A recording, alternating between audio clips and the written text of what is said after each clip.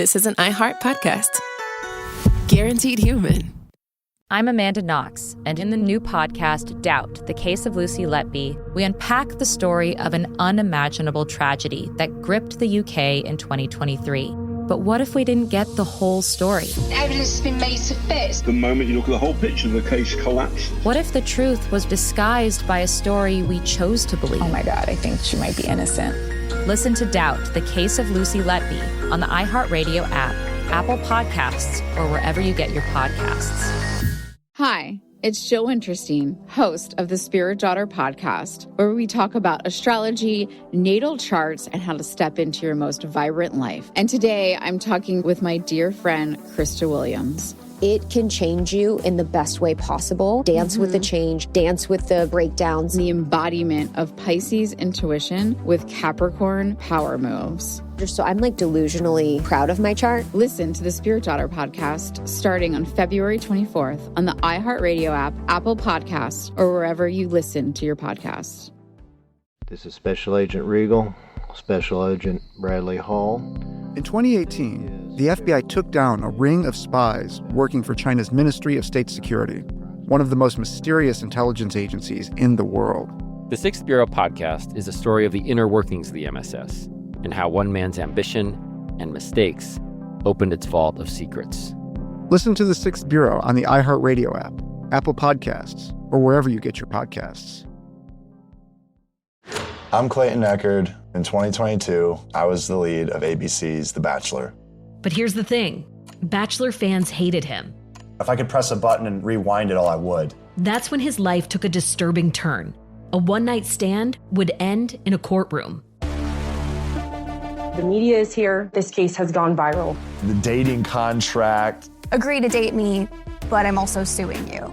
This is unlike anything I've ever seen before. I'm Stephanie Young. Listen to Love Trapped on the iHeartRadio app, Apple Podcasts, or wherever you get your podcasts.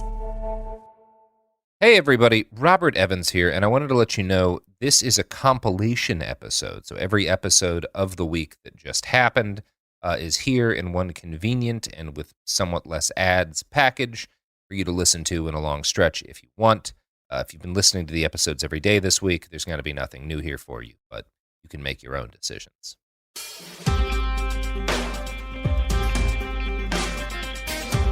Hey, welcome to It Could Happen Here. I'm Garrison, and today I'm going to be talking about some really big things and ideas. But hopefully I'll be talking about them in a way that contextualizes them and makes you remember that despite their magnitude, they're still very real things that you can interact with. Anyway, I'll get started and eventually it will kind of make sense. So, right now, we are all living in one massive liminal space.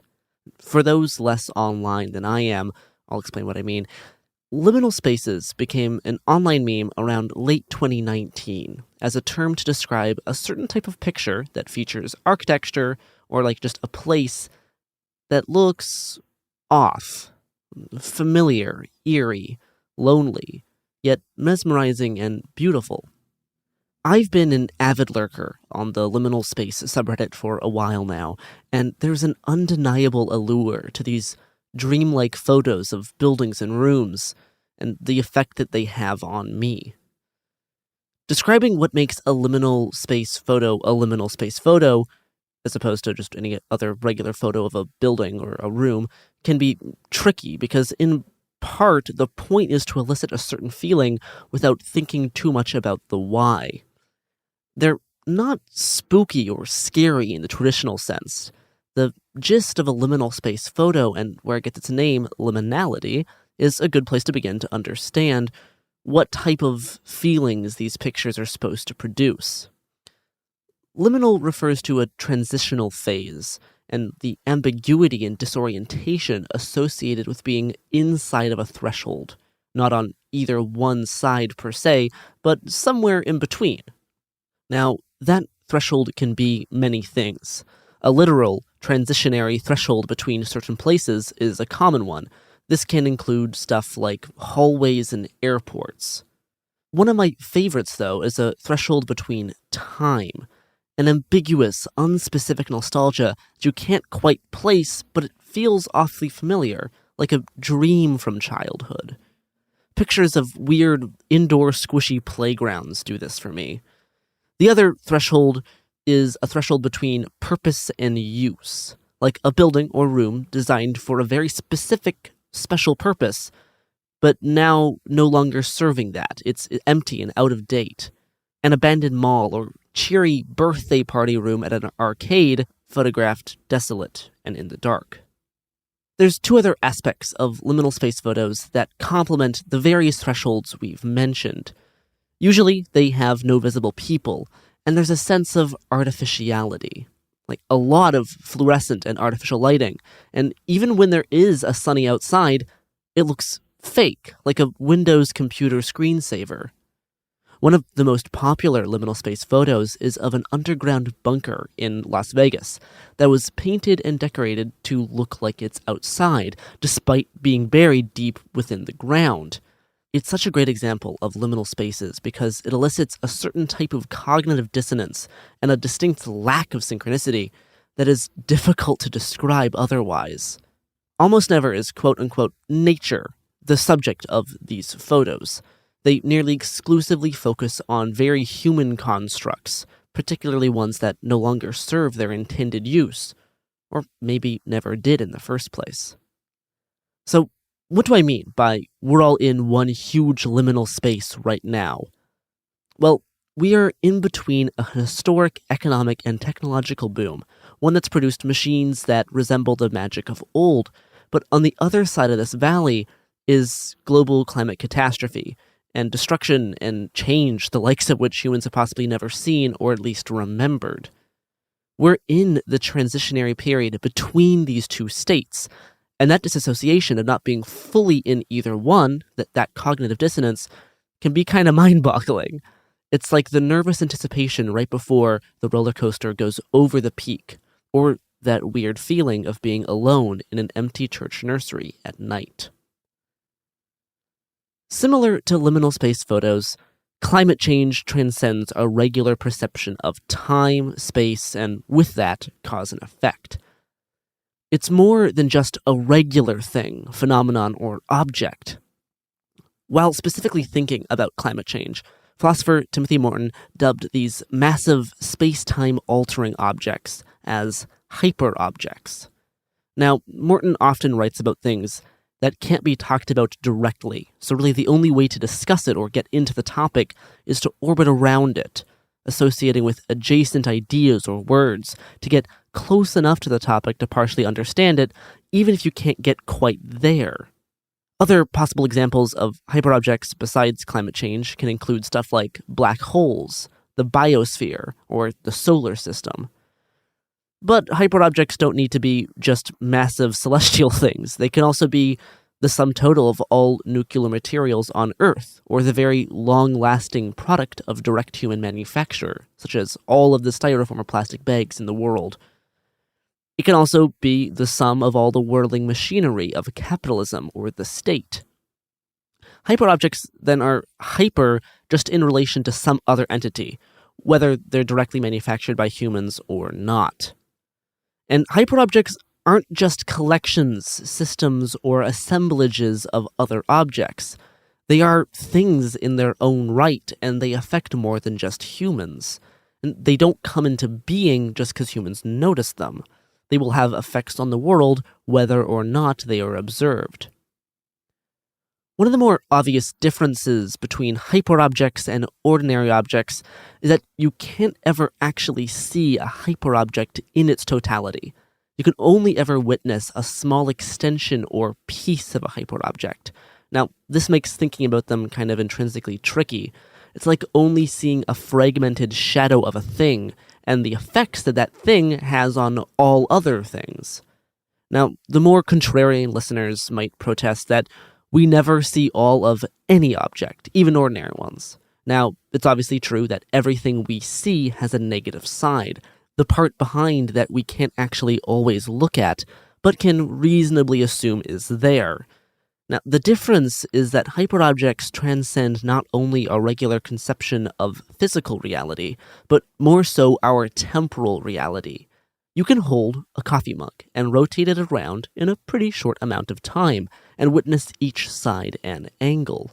Or if you wanted to get really fancy, you could make a 360 scan so you could see a projected version of the entire object. Or, more simply, just get 3 people in a room to all look at different sides of the mug, thus forming a consensual reality-based understanding of the whole object.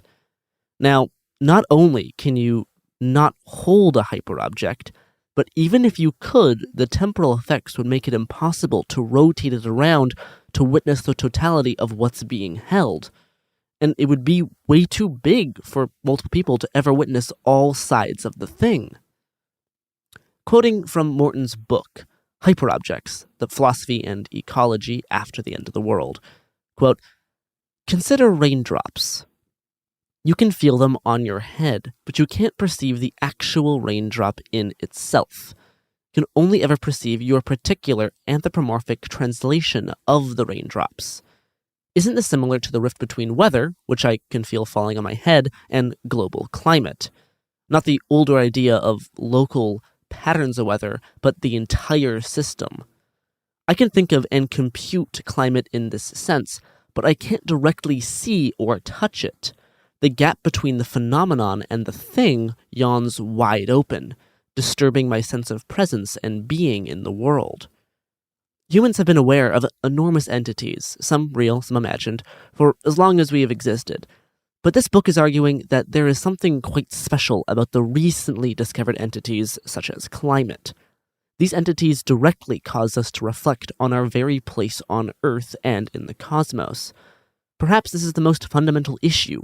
Hyperobjects seem to force something on us, something that affects some core idea of what it means to exist, what Earth is, what society is.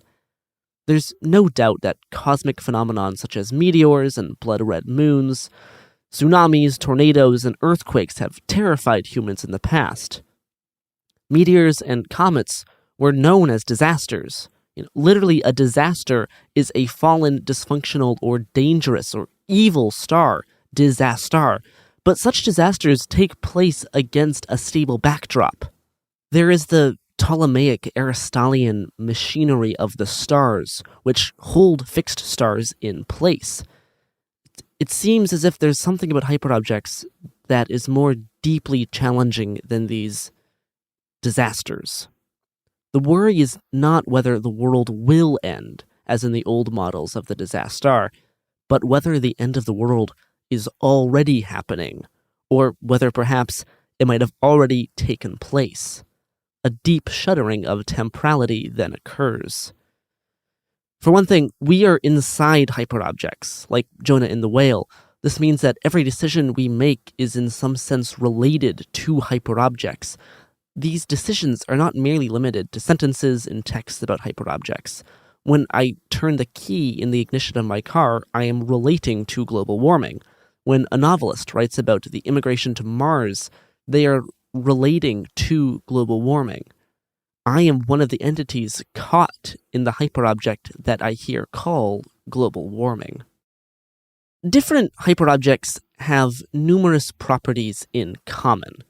But for our purposes, we're going to discuss the 5 main points of similarity. Hyperobjects are viscous, meaning they stick to beings that are involved with them. They are non-local. In other words, any local manifestation of the hyperobject is not directly the hyperobject. They involve very different temporalities than the human scale ones that we're used to. In particular, some very, very large hyperobjects have a genuine Gaussian temporality. They generate space-time vortexes due to general relativity. And hyperobjects occupy a higher dimensional phase space that results in their being invisible to humans for stretches of time, and they exhibit their effects interobjectively. That is, they can be detected in a space that consists of interrelationships between aesthetic properties of objects. The hyperobject is not just a function of our knowledge, it is also hyper relative to worms, lemons, and ultraviolet rays, as well as humans. Now, I'm going to go into the 5 different points of similarity in more detail to kind of help flesh out what these things, hyperobjects, what they are, and how they might actually be a useful way to think about really big stuff. So first off, viscous. Hyperobjects adhere to any object they touch, no matter how hard the object tries to resist. In this way, hyperobjects overrule ironic distance, meaning that the more an object tries to resist a hyperobject, the more glued to the hyperobject it becomes. Now, the more you learn about any big topic, the more you'll end up noticing it in the world. This is the law of synchronicity. But the more you know about climate change, the more you realize how perversive it is. The more you discover about evolution, the more you realize how much our entire physical being is caught in its meshwork. Immediate, intimate symptoms of hyperobjects are very real, vivid, and often painful. Yet they carry with them this trace of unreality. A good example of hyperobject viscosity would be radioactive materials. The more you try to get rid of them, the more you realize you can't. They seriously undermine the notion of away. There is no away. Flushing vomit down the toilet doesn't make it disappear. It makes its way to the ocean, or the water treatment facility, and eventually just back to us. Again, I'll quote from the book Hyperobjects. Quote, "Light itself is the most viscous thing of all, since nothing can surpass its speed. Radiation is Sartre's jar of honey par excellence, a luminous honey that reveals our bone structure as it seeps around us. Again, it's not a matter of making some suicidal leap into the honey, but discovering that we are already inside it. This is it, folks. This is the ecological interconnectedness. Come in and join the fun. But I see that you're already here." Unquote. Yeah, that's fun. The next point of similarity we're going to discuss is the molten or Gaussian quality. Hyperobjects are time-stretched to such an extent that they become impossible to hold in the mind. Hyperobjects are so massive that they refute the idea that space-time is fixed, concrete, and consistent. The size of hyperobjects can make them basically invisible just because they're so big. It's like swimming in Crater Lake in Southern Oregon, one of the deepest lakes in the world. But it's not just deep, it's also very, very clear. So the water is so deep, yet so clear, it's like you're swimming in the sky. It's like you're swimming in nothing. It would be like if you approach an object and more objects emerge. Because we can't see the end of them, hyperobjects are necessarily uncanny. They have to be. Just like my favorite liminal space photos, hyperobjects seem to beckon us further into themselves, making us realize that we're already lost inside them. The recognition of being caught in hyperobjects is precisely a feeling of strange familiarity and a familiar strangeness. Next up is non-locality. Hyperobjects are massively distributed in time and space, such as any particular local manifestation never actually reveals the totality of the hyperobject. For example, climate change is a hyperobject that impacts meteorological conditions such as tornado formations. Objects don't feel climate change, but instead experience tornadoes as they cause damage in specific places. Thus, non-locality describes the manner in which a hyperobject becomes more substantial than the local manifestations that they produce. Quoting Morton again, "For a flower, nuclear radiation turns its leaves a strange shade of red. Global warming for the tomato farmer rots the tomatoes. Plastic for the bird strangles it as it becomes entangled in a set of six-pack rings. What we are really dealing with here are just the aesthetic effects that are directly causal. The octopus of the hyperobject emits a cloud of ink as it withdraws from access. Yet this cloud of ink is a cloud of its effects and affects.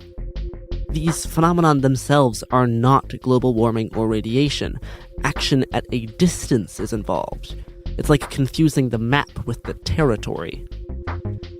Hyperobjects cannot be thought up as occupying a series of now points in time or space. They confound the social and psychic instruments we use to measure them. Even digital devices have trouble. Global warming is not just a function of our measuring devices, yet because it's distributed across the biosphere and beyond, it's hard to see it as a unique entity. And yet, there it is, raining down on us, burning down on us, quaking the earth, spawning giant hurricanes. Global warming is an object of which many things are distributed pieces. The raindrops falling on my head in Northern California, the tsunami that pours through the streets of Japanese towns, the increasing earthquake activity based on changing pressure on the ocean floor. Like a moving illusion picture, global warming is real, but it involves a massive counterintuitive perspective shift for us to see it. Convincing some people of its existence is like convincing some two-dimensional flatland people of the existence of apples, based on the appearance of a morphing circular shape in their world. Next point of similarity is phasing. So, our sense of being in a time and inhabiting a place depends on forms of regularity. The periodic rhythms of day and night, the sun coming up. Only now we know that it doesn't really come up. It's now common knowledge that the moon's phases are just the relationship between the Earth and the moon as they circumnavigate the sun. Hyperobjects seem to phase in and out of the human world.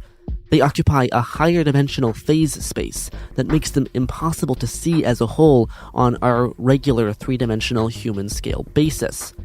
But they might appear differently to an observer with a higher dimensional view. We can only see pieces of a hyperobject at a time.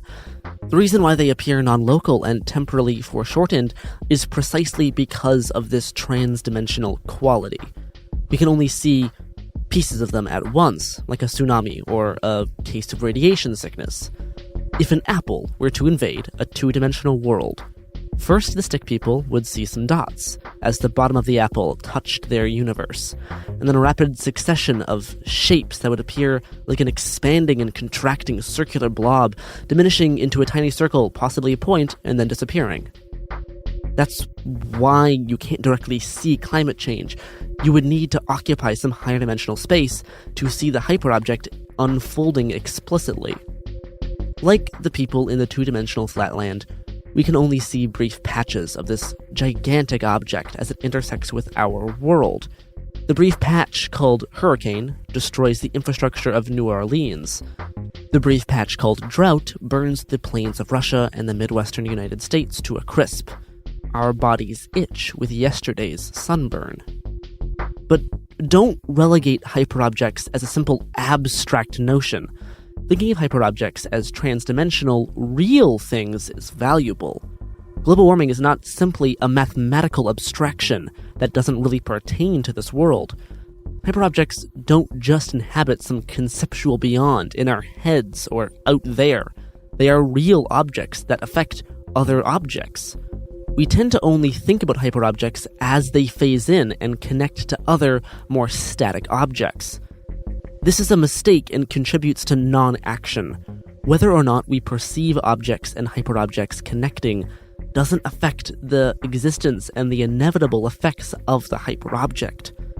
What we experience as the slow, periodic reoccurrence of a celestial event, such as an eclipse or a comet, is a continuous entity whose imprint simply shows up on our social and cognitive space for a while. The gaps I perceive between moments at which my mind is aware of the hyperobject and moments at which it isn't do not matter in relation to the hyperobject itself. Okay, and now on to our final point of similarity, interobjective. Hyperobjects are formed by relations between more than one object. Consequently, objects are only able to perceive the imprint or footprint of a hyperobject upon other objects, revealed as information. It's all an ecological mesh of interconnectedness and interobjectivity. For example, climate change is formed by interactions between the sun, fossil fuels, carbon dioxide, economic growth, among other things.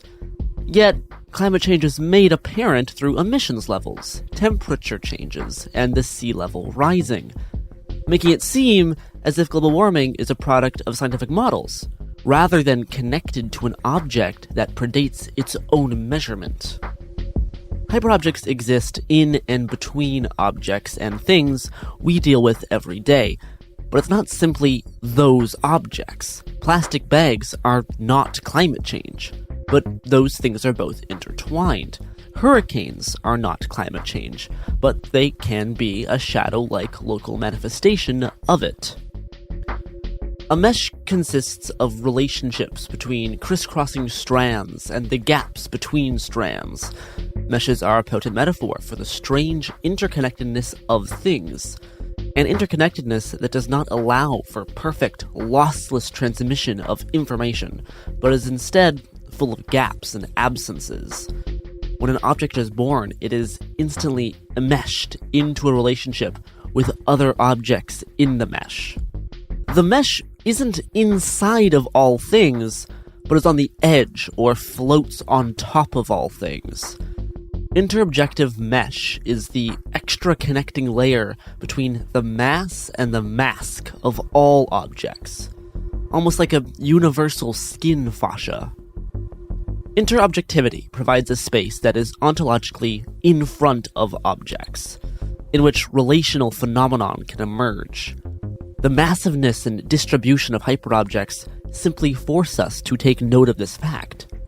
Hyperobjects provide great examples of interobjectivity, namely the way in which nothing is ever experienced directly, but only as mediated through other entities in some shared consensual space. We never hear the wind in itself, only the wind in the door, the wind in the trees.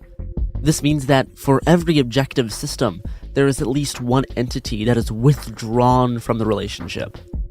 We see the footprint of a dinosaur left in some ancient rock that was once a pool of mud. The dinosaur's reality exists interobjectively. There is some form of shared space between the rock, ourselves, and the dinosaur, even though the dinosaur isn't there directly. The print of a dinosaur's foot in the mud is seen as a foot-shaped hole in a rock by humans 65 million years later. There is some sensuous connection, then, between the dinosaur, the rock, and the human, despite their vastly differing timescales. The dinosaur footprint in fossilized mud is not a dinosaur. Rather, the footprint is a trace of the hyperobject evolution that joins me, the dinosaur, and the mud together, along with the intentional act of holding them in the mind.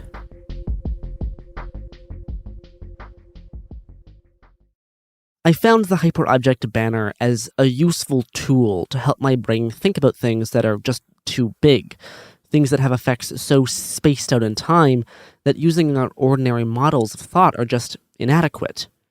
It can also reconcile the opposing views that cast climate change as the very real series of disasters, or a complicated interlocking mesh of systems that can feel very unreal and overwhelming. Just thinking of big things as abstract systems has the habit of divorcing you from the real-world impacts things like hyperobjects can cause. Sometimes we forget that climate change is a thing we interact with every day and can inform choices we make. Now, the almost impossible to comprehend totality of our situation is not great for mental well-being. You can end up tail-spinning down a black hole of fate, conspiracy, coping, denial, and doom. It's very easy to trip and fall into a void of negation. Things that are hyperobjects fundamentally break our conception of reality, temporality, and cause and effect. And it's already a really weird time to try to suss out reality. We're constantly being bombarded with products and services trying to usurp the real. That's what marketing is. First we had the internet with its limitless possibilities as a digital universe. Then we got the world of social media with all of its fractured and fractaled realities. There's immersive gaming and the allure of getting lost within thousands of unique worlds. And now we have VR, AR, and the metaverse. More layers of digital fabrication trying to be passed off as an almost hyper-reality, a promise to make a reality even more real and immersive than our status quo. The internet itself is another hyperobject, and all of this extra reality can take a strain on the human mind. Derealization, the perception that actual waking reality is an artificial construct, the feeling of being detached from your surroundings, like the world's made of cardboard or you're looking at everything through a cloud of fog, is becoming more and more common, especially among so-called Gen Z, the generation that grew up with the internet being a staple of life. Now, how we got here is a disassociation between humans and what we call nature or the environment. The problems aren't getting fixed because we're so disassociated from the effects, just as the effects are from the cause. And that resulting alienation of all things makes this worse. All of the worst effects of climate change aren't going to be felt for hundreds of years, and that is a weird feeling. That is cognitive dissonance. That I don't know how to understand that, and that makes making decisions about our situation now feel distant yet also urgent. It's both, and it's neither, and it's confusing. The resulting alienation of all things makes this worse. It produces this lack of immediate and close in proximity consequences. We must purposely remove these layers of separation and abandon our anthropocentric thinking. Nature isn't other from us. We are nature. It's the same thing. We are all part of this big mesh. This sacred idea of nature isn't natural and can never be naturalized. We have to learn how to have an ecology without nature, without nature as a separate thing. To have a genuine ecological view, we must relinquish this idea that nature being separate from us once and for all. We have to kill the Anthropocene in our own head. A quote from one of Morton's other books titled Ecology Without Nature. Putting something called nature on a pedestal and admiring it from afar does for the environment what patriarchy does for the figure of a woman. It's a paradoxical act of sadistic, possessive admiration. Unquote. So, within Morton's branch of philosophy, reification, the making of a thing into a thing, is precisely the reduction of a real object to its sensual appearance for another object. Reification is reduction of one's entity to another's fantasy about it. Nature is a reification in this sense, and that's why we need an ecology without nature. Maybe if we turn nature into something more fluid, it might work. Now, most of our modern political discourse can be boiled down to what things are real and what things are not. Hyperobjects and climate change don't just play into this debate, but crash into it, decimating all the other toys in this sandbox. As Morton says, the threat of global warming is not only political, but also ontological. The threat of unreality is the very sign of reality itself. And oh boy, do we be experiencing the simultaneous disillusionment of reality and the overwhelmingly real presence of hyperobjects, which stick to us, which are us. The worry is not whether the world will end, but whether the end of the world is already happening, or whether perhaps it might have already taken place. The idea of the end of the world is very active in environmentalism, but the way it's usually framed kind of fosters its own negation. The end of the world is coming idea is not really effective, since, to all intents and purposes, the being that we are supposed to feel anxiety about and care for is actually already gone. This does not mean that there's no hope for ecological politics and ethics and a better future. Far from it. In fact, Morton and I would argue that the strongly held belief that the world's about to end, unless we act now, is paradoxically one of the most powerful factors that inhibit a full engagement with our ecological coexistence here on Earth. The strategy of the ecological hyperobject concept is to then awaken us from this dream that the world's about to end, because action on Earth, like the real Earth, depends on it. The end of the world has already happened. Using the hyperobject idea helps sort out these overly systematic things into a package that I can actually think about. There's something about discovering the language for a feeling, being able to name it, that is empowering, a way of finding a handhold in the dim light of confusion rather than scrambling around in the dark. So, how would you convince two-dimensional flatland people of the existence of apples based on the occasional phasing appearance of a morphing circular shape in their world? Now, hyperobjects can really assist in understanding the cognitive dissonance around climate denial. You can't point to something like rising sea levels and say, that is climate change, because, yeah, that isn't climate change the hyperobject. Rising sea levels are just an environmental effect, and since the effects are so disattached from the cause, that fosters a lot of room for cognitive dissonance when people point at extreme weather and call it something else. It's our lack of ecology, our seeing of interconnected things as separate problems or manifestations, missing the fact that almost all of our problems don't have a shared root cause, but instead are just part of a massive shared bungee cord-like mesh network. When so many local manifesting problems and natural disasters are blamed on climate change, even if you believe climate change is the cause, which it is, it still feels weird because climate change isn't just a simple thing.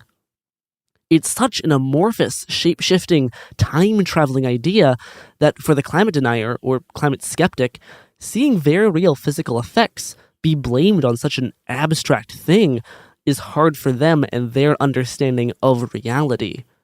For many people, rejecting hyperobjects is a lot easier than thinking about them. Because once you start thinking about them, finding solutions to problems so displaced in time is not only difficult, but encourages procrastination. The greenhouse gas emissions up there in the air right now won't reach their full effects for decades and centuries. That's not downplaying the urgency of the problem. In fact, that should make the problem more urgent. The cause is our brief luxury, and the effect is terraforming the world. And we are right now caught in between, the uncanny hyperobject of all liminal spaces. The end of the world has already happened. We are on the path and about to enter a new world. We are in the liminal space hallway of all liminal space hallways. The door behind us is closed, and at the other end of the hallway is a black hole. We cannot backtrack and re-enter the door behind us. Already are we getting sucked forward into the hallway, but there are many doors ahead of us, and we get to choose which one to open. At this point, we have passed some of the prettier doors, but don't be tricked into thinking that there are none left. We must not focus on preserving an old way of life, but instead need to carefully carve out our new reality. We need to pick our new door. Well, that is my essay read thing episode amalgamation about hyperobjects, liminal spaces, and our new reality. I hope you found some of the ideas useful, despite their kind of abstract and anti-abstract nature. If you want to learn more about this, I would recommend reading Timothy Morton's book, Hyperobjects. It is an academic read, but it's not that bad. I would recommend picking it up if you want to learn more about these things. I'm sure I'll talk about them more in the future. Thank you for listening, everybody. See you on the other side.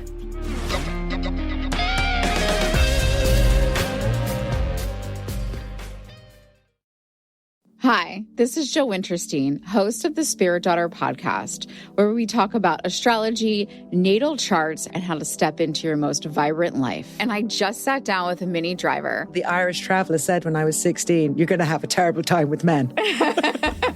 Actor, storyteller, and unapologetic Aquarian visionary. Aquarius is all about freedom-loving and different perspectives, and I find a lot of people with strong placements in Aquarius are misunderstood. A Sun and Venus in Aquarius in her 7th house spark her unconventional approach to partnership. He really has taught me to embrace people sleeping in different rooms, on different houses, in different places, but just an embracing of the isness of it all. If you're navigating your own transformation or just want a chart side inside view into how a leading artist integrates astrology, creativity, and real life, this episode is a must listen. Listen to the Spirit Daughter podcast starting on February 24th on the iHeartRadio app, Apple Podcasts, or wherever you listen to your podcasts. Welcome to the A Building. I'm Hans Charles. I'm Menelik Lumumba. It's 1969. Malcolm X and Martin Luther King Jr. had both been assassinated, and Black America was at a breaking point. Rioting and protests broke out on an unprecedented scale. In Atlanta, Georgia, at Martin's alma mater, Morehouse College, the students had their own protest. It featured two prominent figures in Black history, Martin Luther King Sr. and a young student, Samuel L. Jackson. To be in what we really thought was a revolution. I mean, people were dying. 1968, the murder of Dr. King, which traumatized everyone. The FBI had a role in the murder of a Black Panther leader in Chicago. This story is about protest. It echoes in today's world far more than it should, and it will blow your mind. Listen to the A Building on the iHeartRadio app, Apple Podcasts, or wherever you get your podcasts. China's Ministry of State Security is one of the most mysterious and powerful spy agencies in the world. But in 2017, the FBI got inside. This is Special Agent Regal, Special Agent Bradley Hall. This MSS officer has no idea the U.S. government is onto him. But the FBI has his chats, texts, emails, even his personal diary. Hear how they got it on the 6th Bureau podcast. I now have several terabytes of an MSS officer, no doubt, no question, of his life. And that's a unicorn. No one had ever seen anything like that. It was unbelievable. This is a story of the inner workings of the MSS and how one man's ambition and mistakes opened its vault of secrets. Listen to the 6th Bureau on the iHeartRadio app, Apple Podcasts, or wherever you get your podcasts.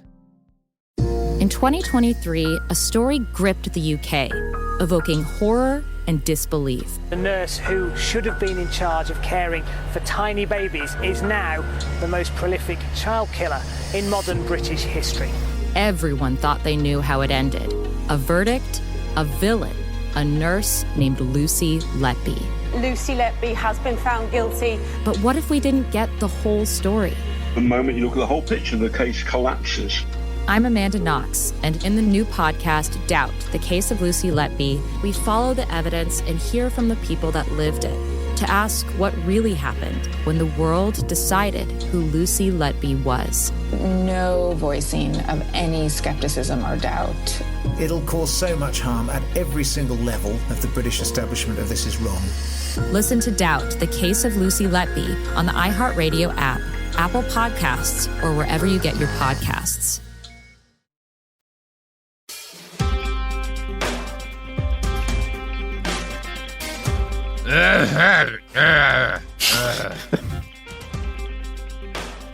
Welcome to It Could Happen Here podcast. I'm Robert Evans. Sophie, is that it? Unfortunately, I'm so sorry. Great. All right. Well, just apologize really quick because that's a lot to take in. No, that was a good introduction. We got across the gist. Who else is here with you, Robert? That's a great question. Is Garrison here? Yeah. I think they are here. Is Chris here? I think he's here. Is St. Andrew here? I am indeed. Excellent. Why don't you take over and do my job for me? That sounds great. Awesome. Actually. Good idea. Fantastic. Hey, what's happening, everybody? I am St. Andrew, back to guest host yet again. Last time we spoke about, soft climate change denial, and continuing the theme of me talking about whatever I want to talk about as per contractual obligation. Today I wanted to explore a concept that I brought up in one of my recent videos, self and community actualization. Yeah. Right. So first we need to get into some context, of course. When most people hear self-actualization, they probably think of Maslow's hierarchy of needs, right? The famous pyramid that management staff tend to use.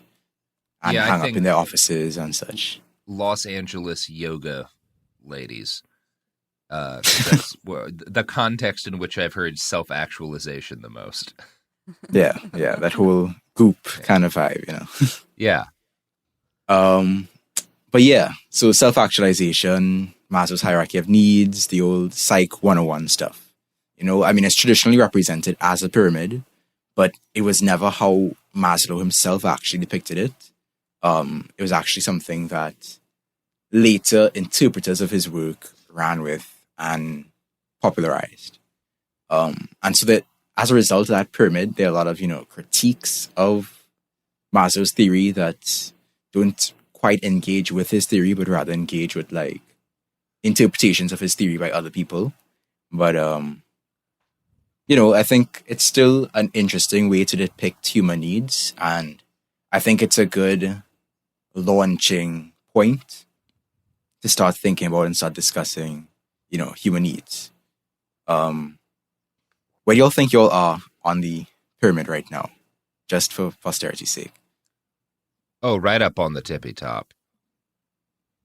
Oh, for real? I mean, That's awesome. I've been very lucky to do exactly like what I want to do for a living most of my life, and now I own goats, so it doesn't get any better than that. Including one absolute unit. Of course. Yeah, he's fucking massive. He's a chunky buddy. What about Garen, Chris? I really don't know. I don't spend too much time thinking about models like this, especially around kind of my own goals, and like where I see myself. But I don't know. I mean, I'm doing like I'm relatively stable with my like actual physical needs. So I guess just trying to figure out what I actually want out of life, like a lot of younger people do, I guess. Right. So I guess that's more on the esteem or self-actualization side of things. Yeah. Straddling that line. And it's harder because you can say like, well, within the context of like what is possible, I'm where I want to be, and I'm doing stuff that I want to be doing, but also everything feels like a disaster around me all the time because of the times I'm in, which makes it difficult to be as right. Like, I was about to say, is anybody really on the safety needs category of the pyramid? I mean, some people like absolutely, yeah. No, I but mean, like in this group. I mean, yeah, like we are. That's like, just it, right? There's like a weird disassociation between what's actually going on and what we know could be going on in like the larger sphere. That's fair. Yeah. That's a very good way of thinking about it. Is like, yeah, my immediate needs are met. Am I very concerned that large chunks of the places I love will be unlivable, and you know there will be that we're kind of staring in the face of a variety of calamities that could make everything worse for me and everybody I care about? Absolutely, but I can't do anything about that right now. The other thing I was going to point out is that with the physio needs is that includes sleep. Oh yeah. Okay. Well, once we get to that, you're talking about being the sun shining down on the pyramid and who gets up there, you know? The sleep scientists have had their pockets in Big Bed for far too long. That's right, Garrison. Apologies, Andrew. Please go ahead. The cozy industrial complex No, it's is fine. the problem. It's fine. I was just going to say something relatively. I was going to say that, the pyramid, as we are discovering in this conversation, doesn't really accurately map out, needs and human psychology, really. Because, not just because our brains aren't shaped like pyramids, but also because at any point in time, we can be straddling multiple sections and parts of the needs. So, for example, we could all be breathing air and drinking water and having our food and stuff met right now. And, you might be like really respected and stuff in your field. And you might have a good sense of self-esteem and stuff. But then at the same time, you're not in a safe place. Yeah. Or you may be dealing with like a debilitating health condition.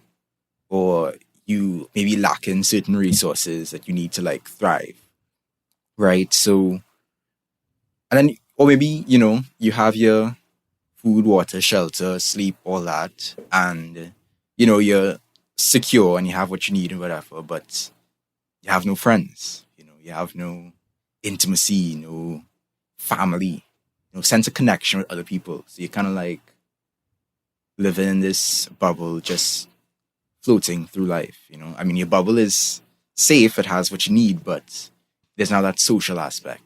Yeah.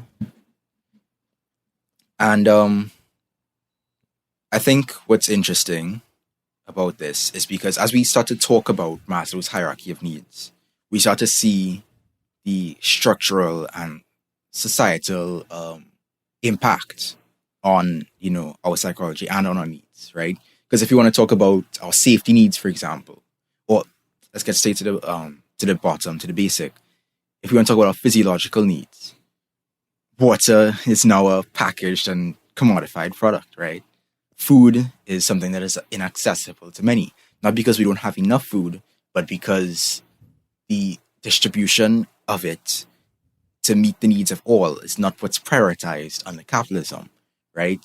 There are a lot of people who are lacking in shelter, you know, and a lot of people are sleep deprived by the systems we're living in.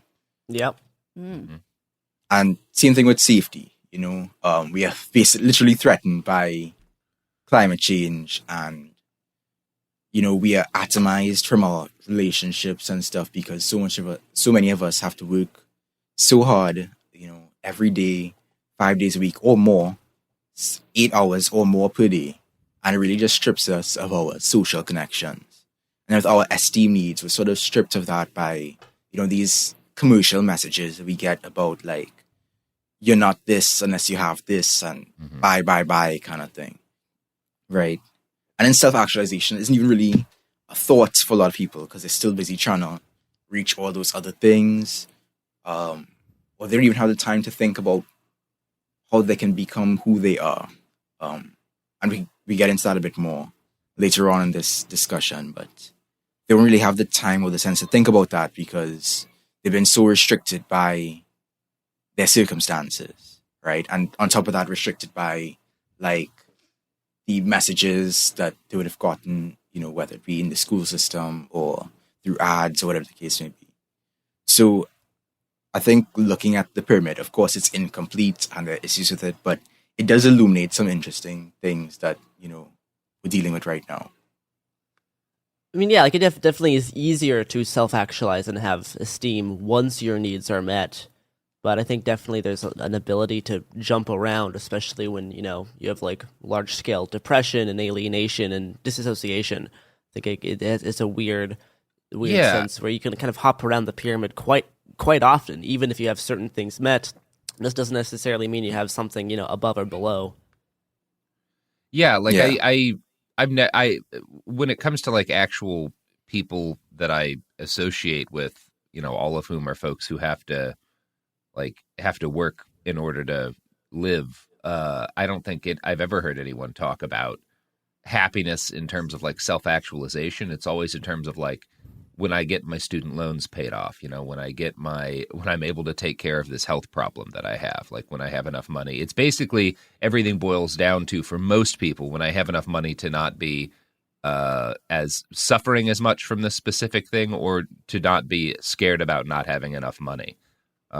Which is, I think, more what I get from people when they're talking about like aspirational goals than I would like to do this thing that fulfills me as a person. Yeah. It's like any kind of actual self-actualization becomes this, not just a luxury, but a luxury that's just unimaginable. Yeah, exactly. Some people can't even imagine. I know people who have just basically given up on like ever being able to repay their loans, right? Like they've just resigned themselves to like, this is my life now for all eternity. This is it, you know? And I can't blame them. Who can really blame them when that is the reality? You know, for a lot of people, taking themselves out of debt is not possible.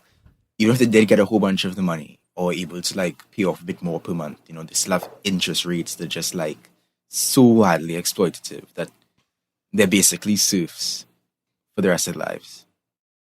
Of course, we had to have that brief moment of, damn, the system sucks, as is typical on It Could Happen Here. But I want to shift our attention now to another society and another culture that has approached this human needs and human psychology and human society thing differently, right? What's been coming to a lot more people's attention lately is that Abraham Maslow, he was actually partially inspired to develop his theory by his stay with the Six Seeker Blackfoot. And I went into some of the details on the video on my channel, Rethinking Maslow's Hierarchy of Needs, so I go a bit more in there. But basically, what he discovers, what I get to in that video, is that, well, firstly, some cultures view us as being born self-actualized, right? Like the Six Seeker Blackfoot. Meaning yeah, that... and that's the Blackfoot, just for a little bit of context, are an indigenous people. I think Confederation is how they tend to refer to themselves. In like Montana, I think Idaho, Alberta, Canada as well. Yeah, up in Canada. Yeah, I kind of like Idaho, Montana, and parts of Canada. Like that's Blackfoot territory. There were also Maslow spent time with them. L. Ron Hubbard lied about having spent a lot of time with the Blackfoot.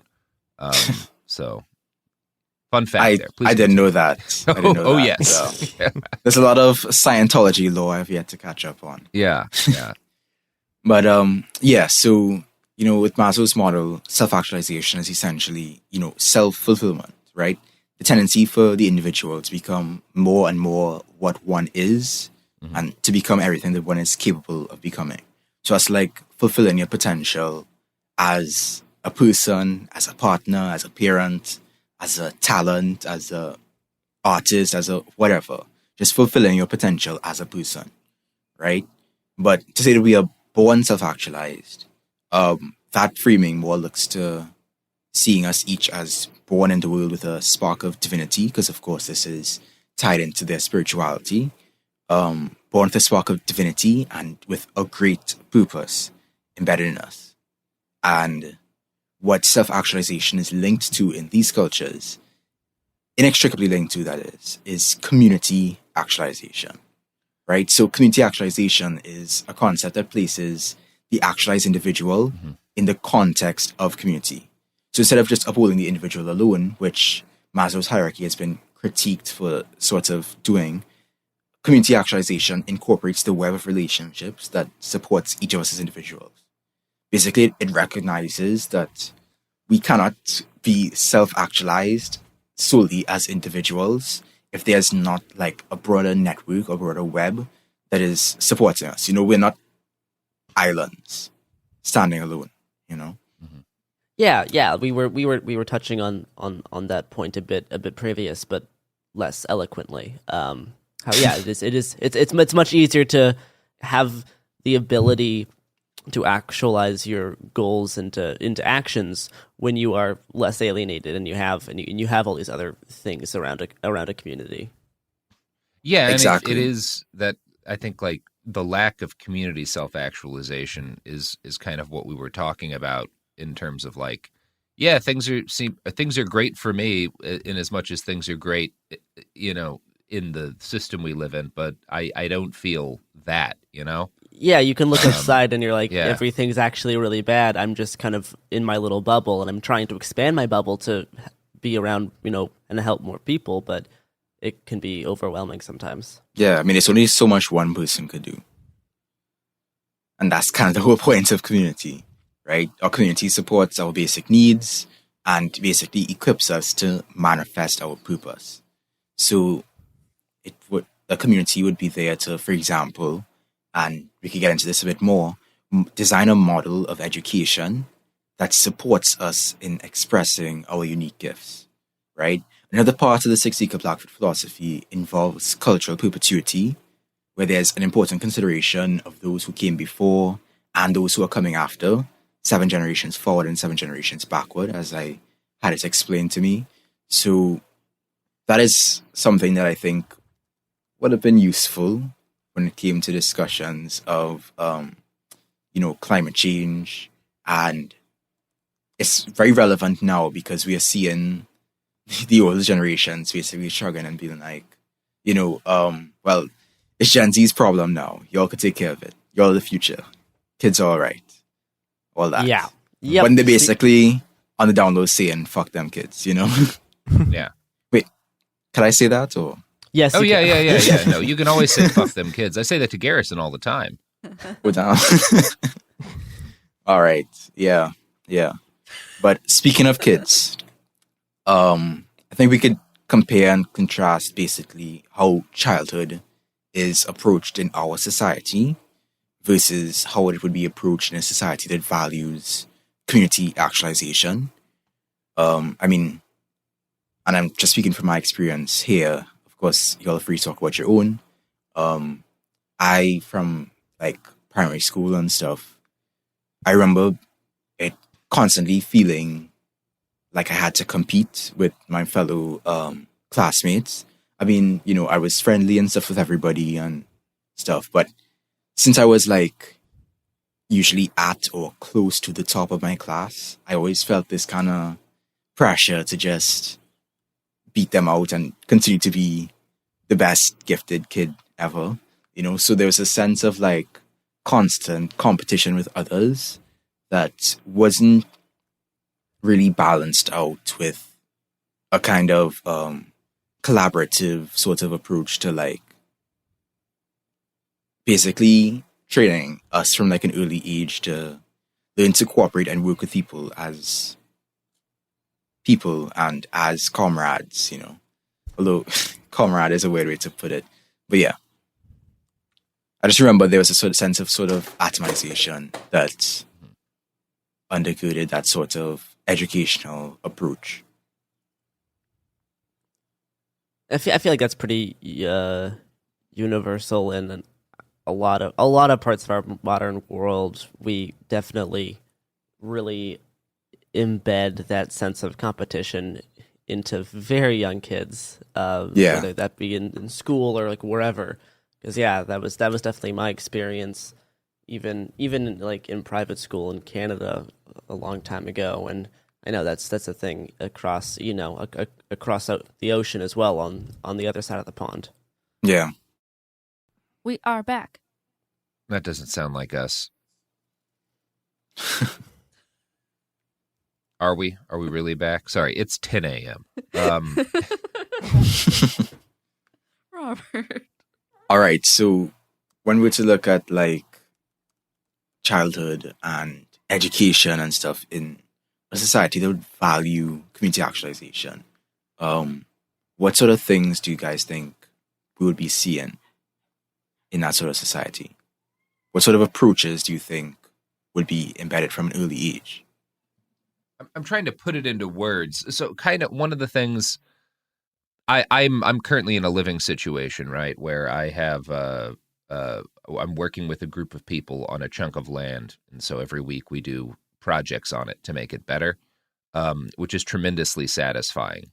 And I think in a society where that kind of self-actualization, like you've been talking about, was more common, kids would feel that way about doing things that improve their community, like that take care of the people around them, that make wherever they live a better place to live. Like that would be in the same way that like I go out each weekend thinking that will be a fun thing to do to improve the place that I'm living. I think that would be kind of a common feeling. Like that would be a common activity as a kid, to go engage in projects like that.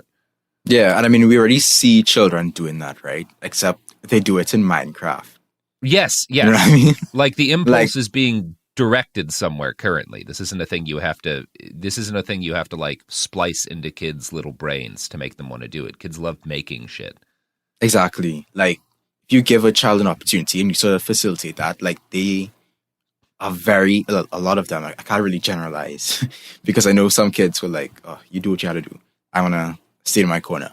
But there are a lot of kids as well who would be like very, very willing to be helpful, they really they just adore being a helper and being someone who can support, whether it be in the kitchen, with like a little broom or whatever, sweeping, whatever the case may be. So some kids don't want to be part of a community, because we are social animals. It's just that right now it's directed at like Minecraft servers or whatever. Yeah. Yeah, I think one of the things that I would really focus on, because this is just kind of in my experience, is teaching young kids how to cook, and then having them cook or at least help cook food for other people. I think it's a really great kind of skill to learn, but also it does this weird thing to your brain when you do that. Is like you get very happy when you cook food for other people.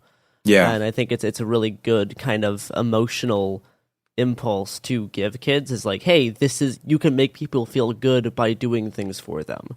And because that makes you feel good and it makes them feel good, and then that really builds that whole sense of community. So yeah, because it cultivates selflessness. Yeah. So some kids could be little egomaniacs. But both selflessness, but it also teaches you to like do stuff for yourself as well, right? It's a good skill to be also be self-sustaining. So I think that's why I really enjoy teaching kids cooking. I used to be a culinary instructor because I'm really just passionate about that specific thing. Yeah, I mean, for me personally, I develop an aneurysm whenever anyone's in the kitchen with me. Yes, there is definitely moments where if there's too many people in a kitchen, that is frustrating.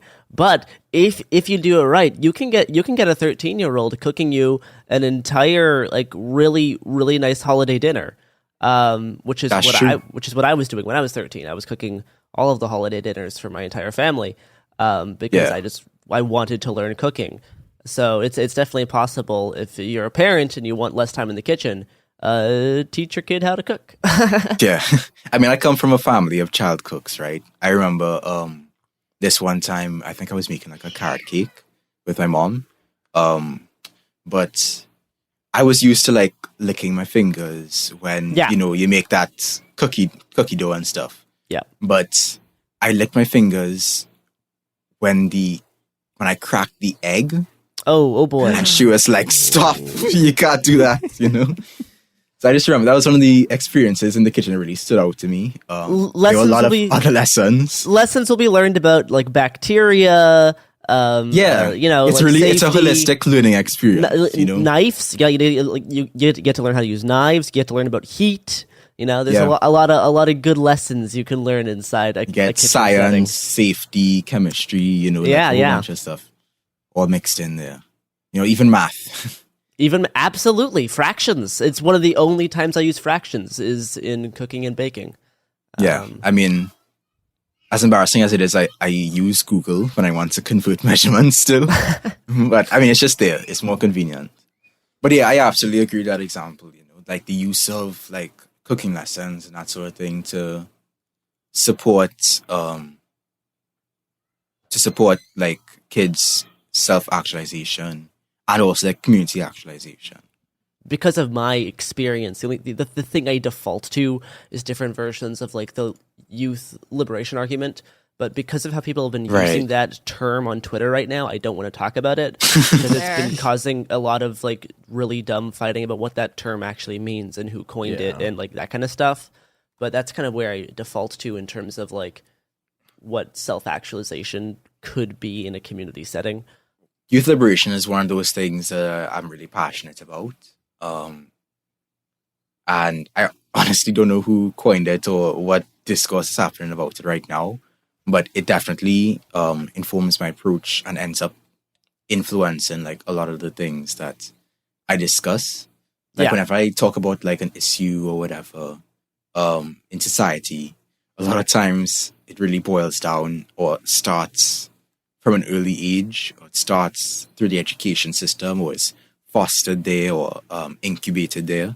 So I think a lot more discussion should be happening about, the place of young people and the education system and stuff, alongside, of course, all the other struggles and discussions and discourses about struggles we've been having.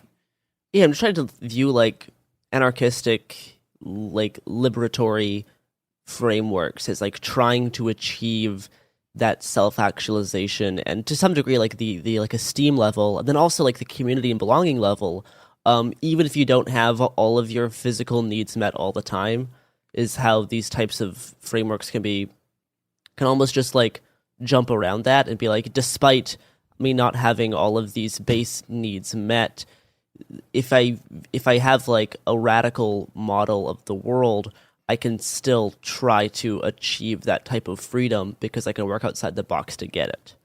And so I think that's kind of what I was trying to get at, is at least on, you know, like whether it be like a youth lib framework or just like general like radical anarchism in general. Yeah, and I mean, parts of thinking outside the box involves, you know, looking at other people who have thought outside the box, who have reinvented and reconsidered and sort of transformed their approach to things like education and childcare and really all the aspects of society that we take for granted as, you know, just being a certain way. You know, when we talk about things like education and childhood and the place that plays in community actualization, I tend to think a lot about, you know, all the things we can do to not fit into capitalist molds, you know, to really facilitate folks' potential, not just through the cooking classes, for example, but even through, you know, workshops and field trips. I mean, field trips now are just kind of like this thing that, you know, kids go to from time to time, and they have to walk in a single file line and all these different things. But what I envision when I think of, you know, learning is something more akin to like less restriction to just the four walls of a classroom, and more the whole world is your classroom. You know, the whole world is a place where, you know, you can explore and you can roam and you can develop yourself, you know, without all these barriers and controls to be placed on kids that end up suffocating their imagination of what things can be.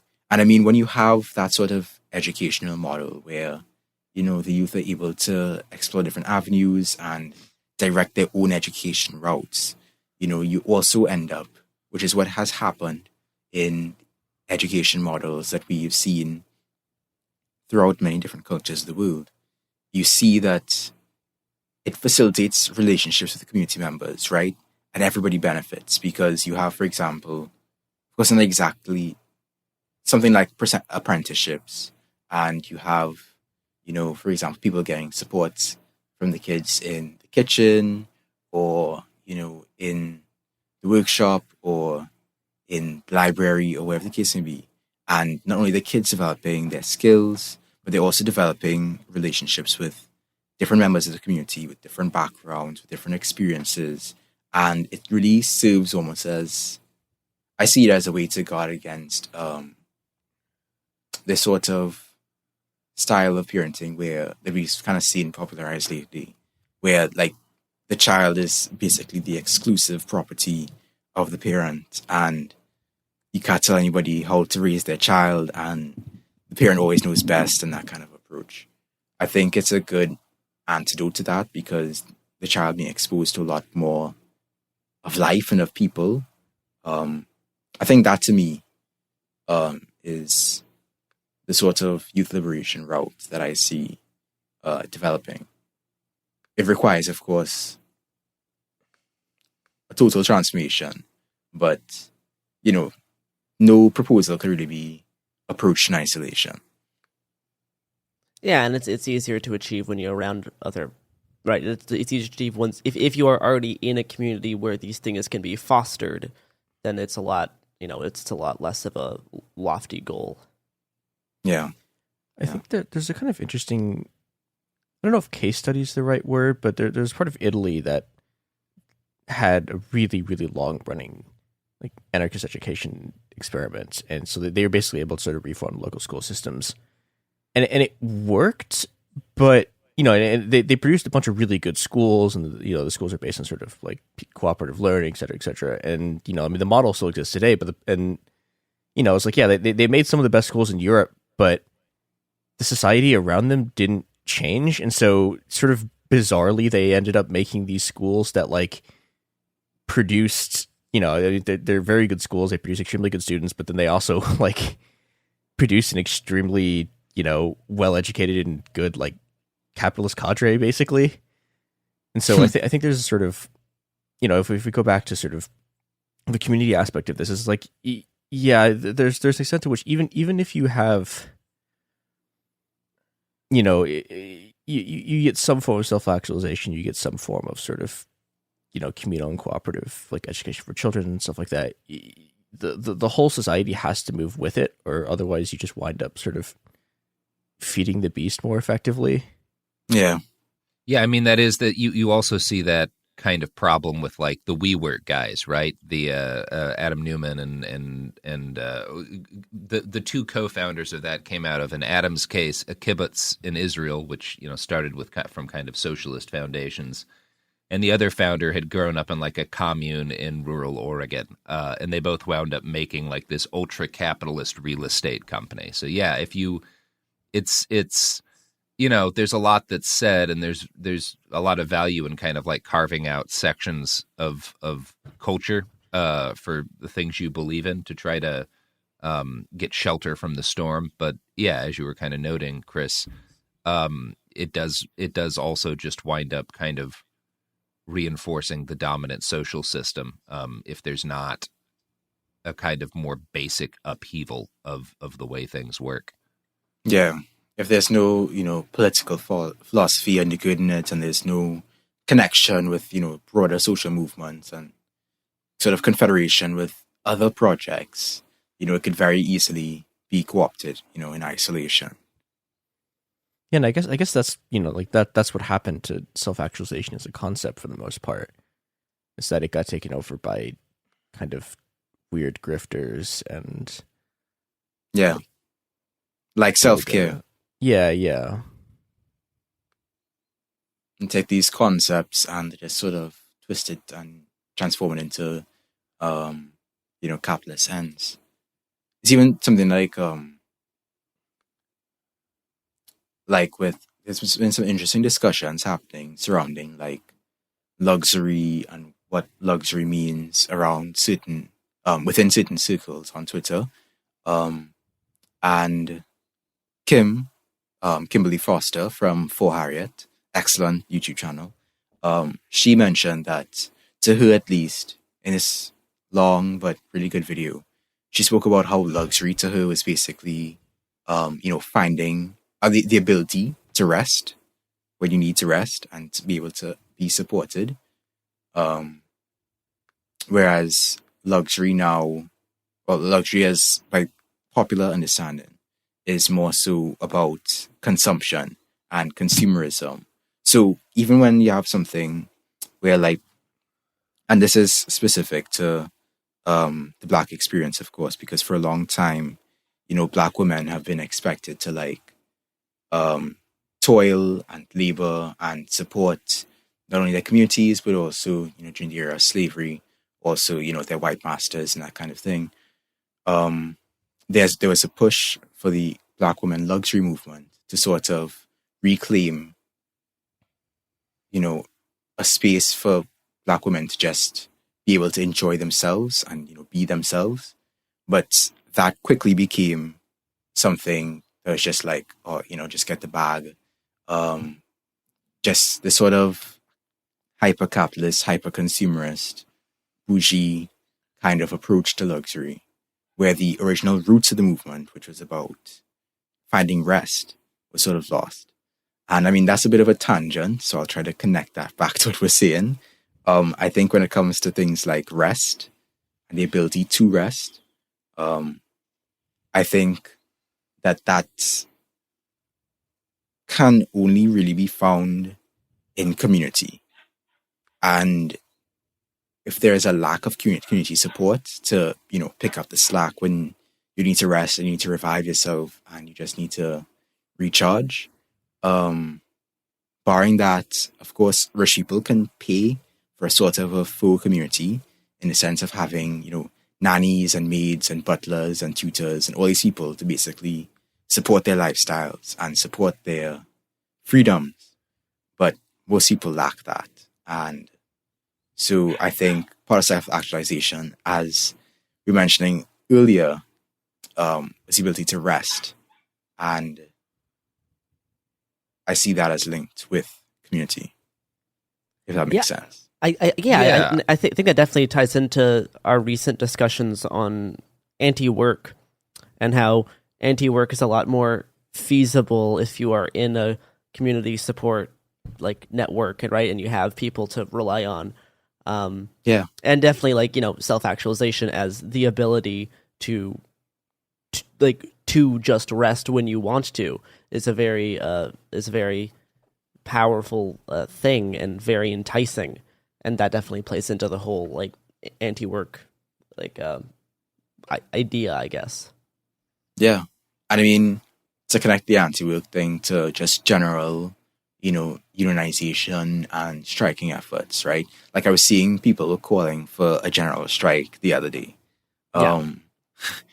As if we haven't learned a lesson. But they were calling for that. But what they were not realizing was that without these structures in place to support striking efforts, it's not going to be enough. If people cannot support themselves and their families, the strike cannot last. It's only with this community and with the community coming together to support people can they, not just fight for their rights in the striking and unionization context, but also, to be able to find leisure, to find rest, as with the, anti-work discussion. And to sort of turn this to a discussion on organizing more generally. We are, at the end of the day, a very communal ape. And if we were to just focus on ourselves as individuals, I think as capitalism in its antisocial nature expects us to, I think we would all suffer as a result.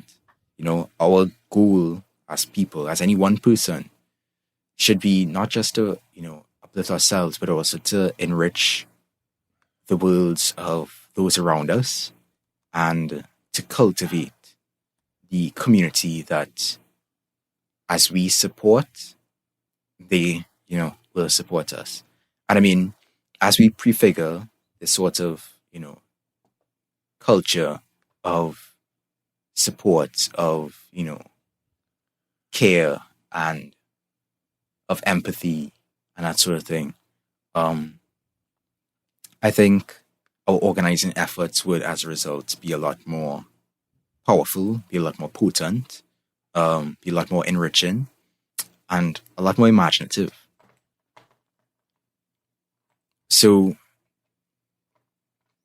unless any of you have anything else to say, to sort of bring this to a close, I just want to leave us with some food for thought in terms of how we can incorporate community actualization in action, right? Because it's one thing to say, oh, it'd be wonderful to have a community to support you and that kind of thing, but a lot of people are pretty isolated and stuff right now. So I guess I actually put it into sort of a 5-stage kind of approach, starting with, firstly, facilitating collective belonging among diverse groups, right? So we want to look at bringing people together. Obviously, they would have different backgrounds and different needs, different wants, different personalities, but bring people together,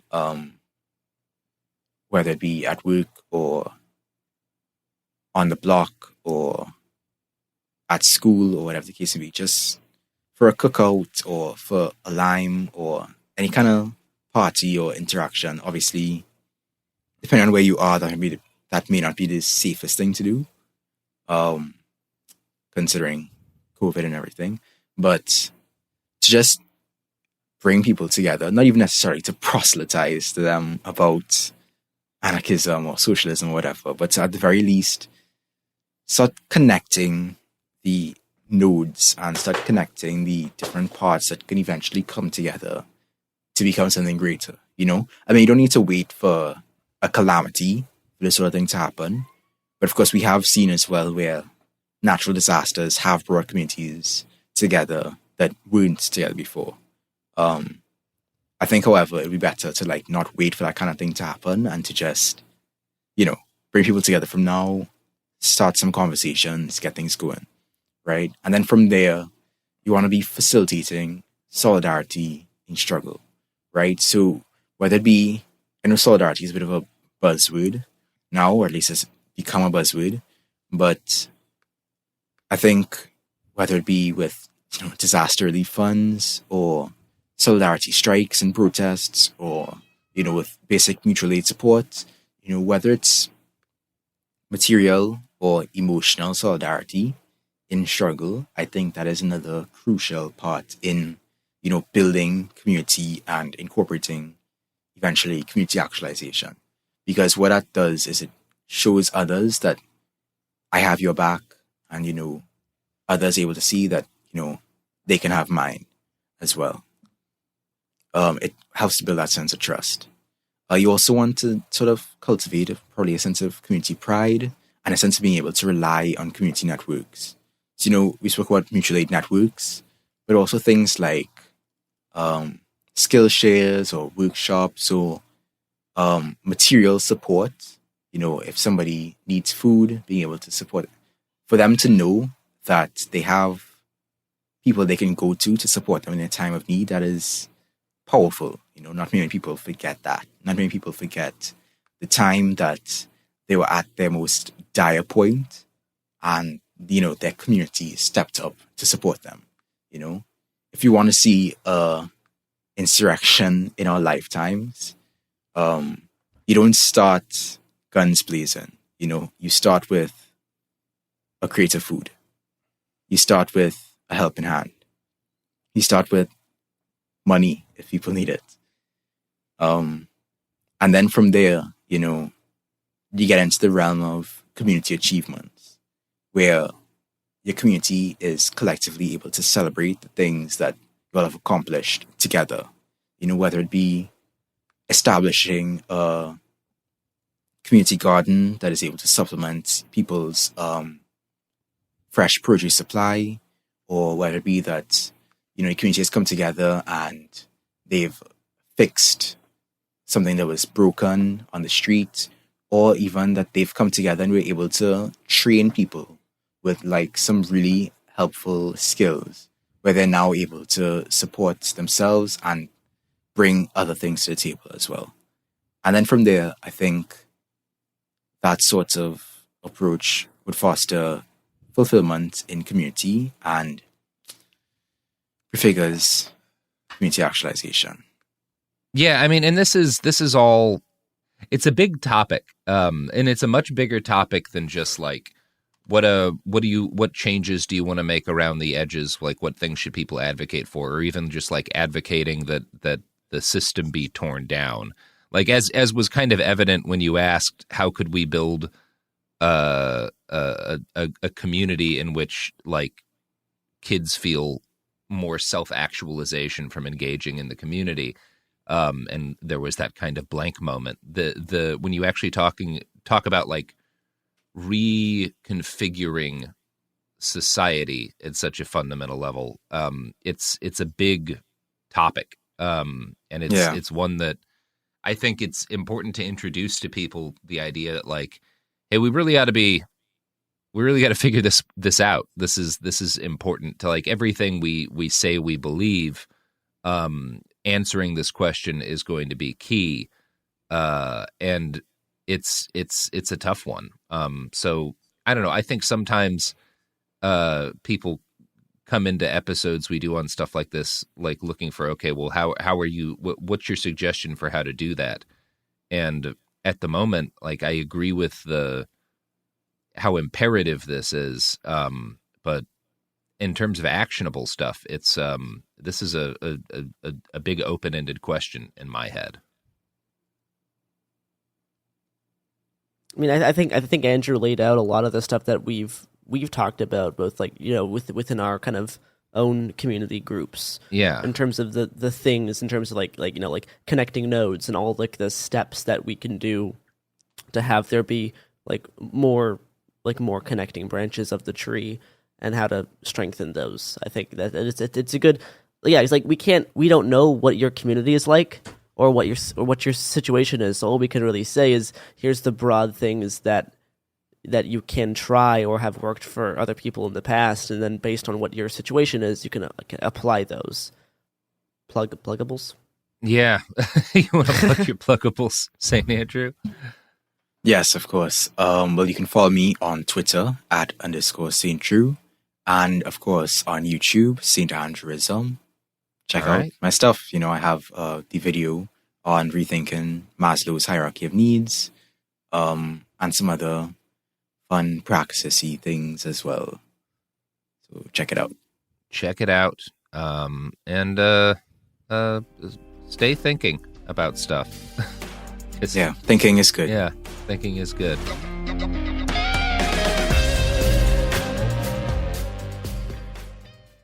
Hi, this is Jo Winterstein, host of the Spirit Daughter podcast, where we talk about astrology, natal charts, and how to step into your most vibrant life. And I just sat down with a Minnie Driver. The Irish traveller said when I was 16, you're going to have a terrible time with men. Actor, storyteller, and unapologetic Aquarian visionary. Aquarius is all about freedom-loving and different perspectives, and I find a lot of people with strong placements in Aquarius are misunderstood. A Sun and Venus in Aquarius in her 7th house spark her unconventional approach to partnership. He really has taught me to embrace people sleeping in different rooms, on different houses, in different places, but just an embracing of the isness of it all. If you're navigating your own transformation or just want a chart-side view into how a leading artist integrates astrology, creativity, and real life, this episode is a must listen. Listen to the Spirit Daughter podcast starting on February 24th on the iHeartRadio app, Apple Podcasts, or wherever you listen to your podcasts. Welcome to the A Building. I'm Hans Charles. I'm Menelik Lumumba. It's 1969. Malcolm X and Martin Luther King Jr. had both been assassinated, and Black America was at a breaking point. Rioting and protests broke out on an unprecedented scale. In Atlanta, Georgia, at Martin's alma mater, Morehouse College, the students had their own protest. It featured two prominent figures in Black history, Martin Luther King Sr. and a young student, Samuel L. Jackson. To be in what we really thought was a revolution. I mean, people were dying. 1968, the murder of Dr. King, which traumatized everyone. The FBI had a role in the murder of a Black Panther leader in Chicago. This story is about protest. It echoes in today's world far more than it should, and it will blow your mind. Listen to the A Building on the iHeartRadio app, Apple Podcasts, or wherever you get your podcasts. China's Ministry of State Security is one of the most mysterious and powerful spy agencies in the world. But in 2017, the FBI got inside. This is Special Agent Regal, Special Agent Bradley Hall.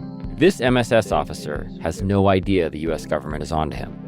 But the FBI has his chats, texts, emails, even his personal diary.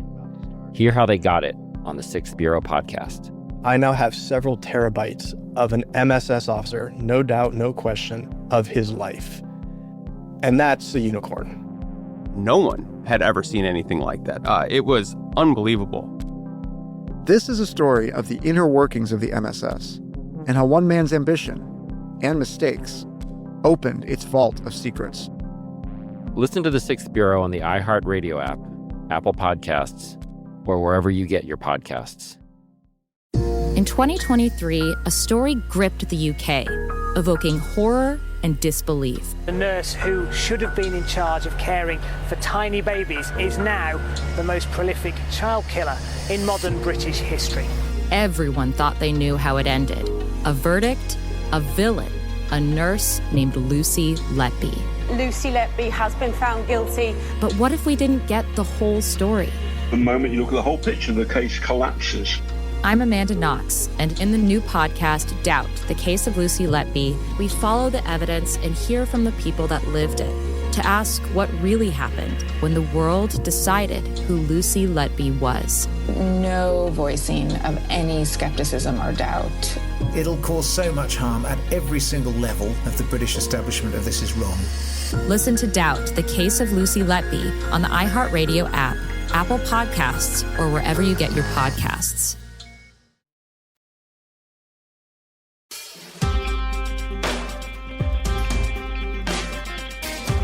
Welcome to It Could Happen Here, a podcast about things falling apart and sort of how you can put them back together. This is, again, another mostly things fall apart episode. Here with me is Garrison. Hello. Hello. And joining us today to talk about, well, a pretty wide range of things, but about the drug war in Mexico, about paramilitaries, and I guess about the narco state, is Alex Avenia, who is an associate professor of history at Arizona State University and has written several very, very good articles that I've read recently. Alex, how are you doing? I'm doing great. Thank you so much for having me on. Yeah, thank you. Thank you for joining us. So I wanted to start by talking about an article that has come out fairly recently that is about essentially the transition, particularly in Guerrero, from I guess the sort of 60s, 70s dirty war in Mexico to the drug war. And I guess I wanted to start from, because I don't think this is a history that's particularly well known. I want to, I guess, start with sort of an overview of how we got into the sort of dirty war in Mexico in the 60s, because I think, I don't know, like I think if people know stuff about this, it tends to be the very dramatic sort of like massacre in 1968, but it went on for longer than that and has a sort of deeper history. So can you bring us into that? Yeah, for sure. So I'll start off by saying that generally, when most people think about dirty wars and Cold War Latin America, Mexico is probably the last country that they think of having one, right? Like there's a certain exceptionalism that Mexico has enjoyed until relatively recently. Amongst academics and especially historians, right, where we're in the last 10, 20 years, we started to uncover Mexico's own version of a dirty war that we are more familiar with in other places like Chile, Argentina, Brazil, Uruguay, etc. Mexico's dirty war, though, and if people know a little bit about this period, like as you mentioned, right, they know about the infamous student massacre of Tlatelolco on October 2nd, 1968. But my research focuses on the southern state of Guerrero. It's on the Pacific coast. It's made famous by the resort city of Acapulco. And I wrote a book published a book in 2014 that really traced the emergence of armed resistance in the state of Guerrero during the 1960s and 70s. And that was my entrance into this idea of a Mexican dirty war, of the Mexican state practicing systematic state terrorism against political dissidents, and in my case, armed guerrilla dissidents who enjoyed the backing of dozens of rural communities and even urban poor working class neighborhoods in places like Acapulco in the late 60s and early 1970s. It's a very regional story, right? That's another thing that kind of distinguishes the Mexican dirty war from other Latin American cases, is that the dirty war was localized to a few major cities and then to very specific locales in the countryside, Guerrero being the most bloody theater. The way that these guerrilla movements emerged, they really began as these popular civic-minded social movements in the late 50s, early 1960s. And they protested things like political authoritarianism and economic injustice. But they did so essentially within the confines of the Mexican Constitution. They followed the law. Mexico has that characteristic in Latin America of having the first great social revolution of the 20th century. You do have a post-revolutionary government that emerges from the 1910 revolution that has to pay lip service to the radical traditions, to the revolutionary traditions that came out of that movement. And for that reason, the Mexican Constitution that was passed in 1917, in its time, was the most radical social democratic constitution in the Western Hemisphere. Peasant communities, campesino communities in the state of Guerrero believed the letter of the law. So when they started to protest, authoritarian state governors, police violence, army violence, economic injustice in the 60s, they followed the rules and they followed the laws. And each time that they did so, they experienced pretty horrific instances of both state violence exercised by the military and the police, but also everyday forms of violence practiced by, gunslingers who were working for landed elites. And that then radicalized some of these social movements into two separate guerrilla movements that were led by rural communist school teachers, Genaro Vázquez and Lucio Cabañas. And Lucio Cabañas' movement in particular, the Party of the Poor, they ended up creating a guerrilla force of about, the high estimate is about 300 fighters. A more realistic estimate is somewhere from 150 to 200. But the key is that in coastal Guerrero and in some of the mountain communities of Guerrero, they obtain a pretty substantial amount of popular support, which then leads the Mexican government that had been ruled by the PRI, and Mexico was ruled by the PRI for like 80 years. They sent in the military, and they waged this pretty horrific counterinsurgency that did things like disappear people, torture, rape. They razed entire communities. And that's generally what's known as the dirty war in Mexico. It's rural theater. Its main rural theater was in a place like Guerrero, where we think there was almost 1,000 disappearances from 1969 up until the early 1980s. Yeah, and one of the things that interested me a lot, sort of reading through this, was that it's sort of weird for an insurgency in that you get aspects of both kind of the kind of like classical 70s urban guerrilla movement, but it's also it's very much a rural movement. You have, like one of the stories you tell in this is about, like a group of people who did one of the, like the classic urban 70s thing, which is that, they did a bank robbery, and then two of the people get tortured and the rural guerrillas sort of get hunted down. And I was wondering about the dynamics of this, because it seems like it seems like you have these groups that are kind of unusually moving back and forward between like having bases in cities and having bases in these rural areas.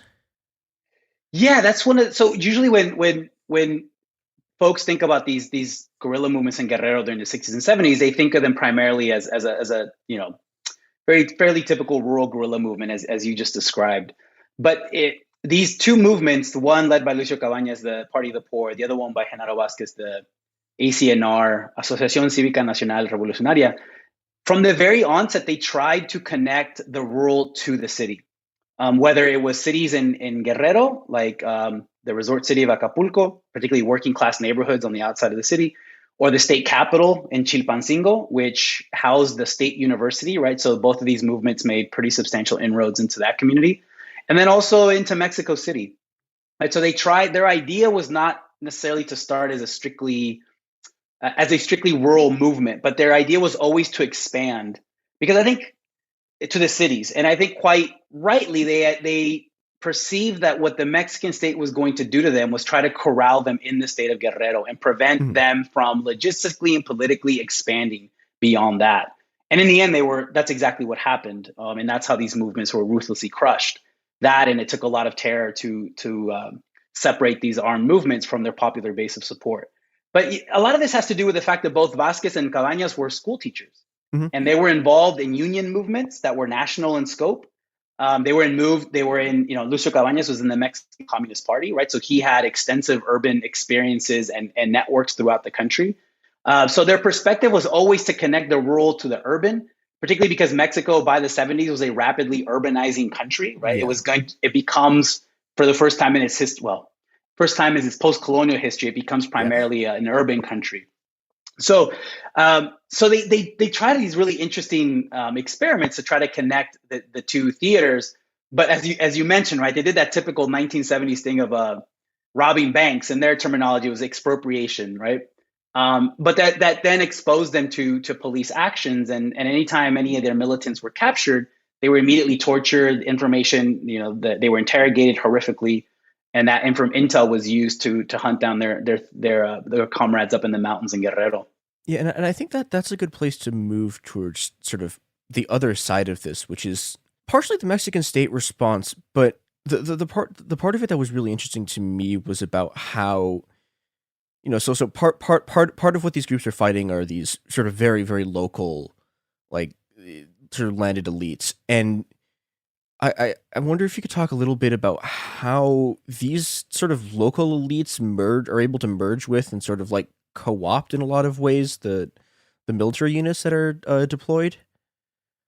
Yeah, that's one of the biggest So let me see how I can answer this question, because there's so it what I try to do in this article, and it's part of my broader ongoing research, is to kind of connect the violence, the state violence of the Mexican Dirty War as it happens in Guerrero in the 70s, with something else that's happening simultaneously, which is like the so-called drug war and the exponentially increasing cultivation of drugs in a place like Guerrero, particularly marijuana, and then opium poppies that are used to produce heroin.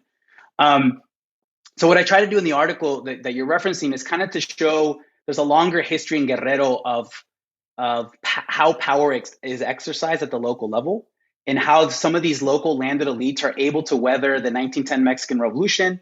They're able to weather the agrarian reform efforts that occurred in the 1930s and 40s. And really these families, one of the things that captures my attention of Guerrero is that power, you can tell who's in power by almost by looking at their last name, because there's this remarkable continuity in the state of who has managed to exercise power at the local level, political, social, and economic power, for decades now, for generations. And you can track how power works by looking at families. And what I do in this article is to look at a couple of landed elite families that had managed to stay in power for decades. So there's certain that landed in this article. I focus on one municipality called Coyuca de Catalan, which is in the hotlands region of Guerrero. During, probably from about 2008 to 2015, it was in the top 3 in Mexico for opium and heroin production. So it becomes this massive drug producing region. So I go back in time and I kind of trace who was in power in this region, who owned land, who owned the resources throughout the 20th century, and how they were responsible for essentially creating this little narco fiefdom as it currently exists, and trying to figure out which families were involved. So on the one hand, you have these families that have been in power from the 1920s and 30s, and they're still exercising power. And then when we get to the 1970s, and you have this horrific dirty war, this counterinsurgency that the state and the military are waging against communities in Guerrero, that opens up new possibilities for new families to come in and to ally themselves with locally stationed military units, and they work together to wipe out guerrillas and guerrilla supporters. And at the same time, they start to kind of dip their toe into this world of narcotics production. Because really, Mexico in the 1970s, especially by the mid 1970s, it becomes the #1 provider of marijuana and heroin to the United States. And this is part of just a broader global history of narcotics, right? There's U.S.-led drug interdiction efforts in places like Turkey, Afghanistan, and in Southeast Asia, and efforts to suppress the drug production there creates this, what people usually refer to as a balloon effect. It just displaces the drug production somewhere else because the demand in the U.S. is still there, and that creates in Mexico the #1 provider of narcotics by the mid 1970s, and that then has an impact locally in the place of Guerrero, which is, again, simultaneously experiencing a guerrilla insurgency, a dirty war, and then also the ramping up of drug production.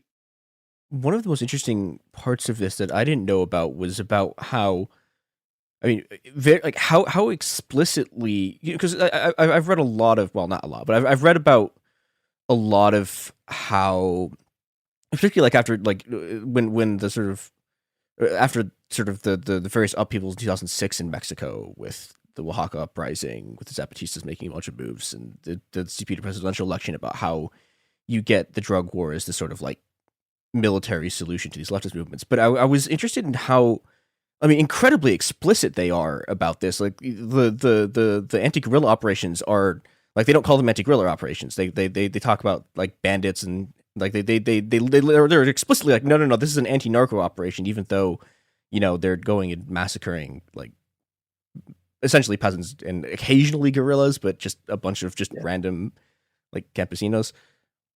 Yeah.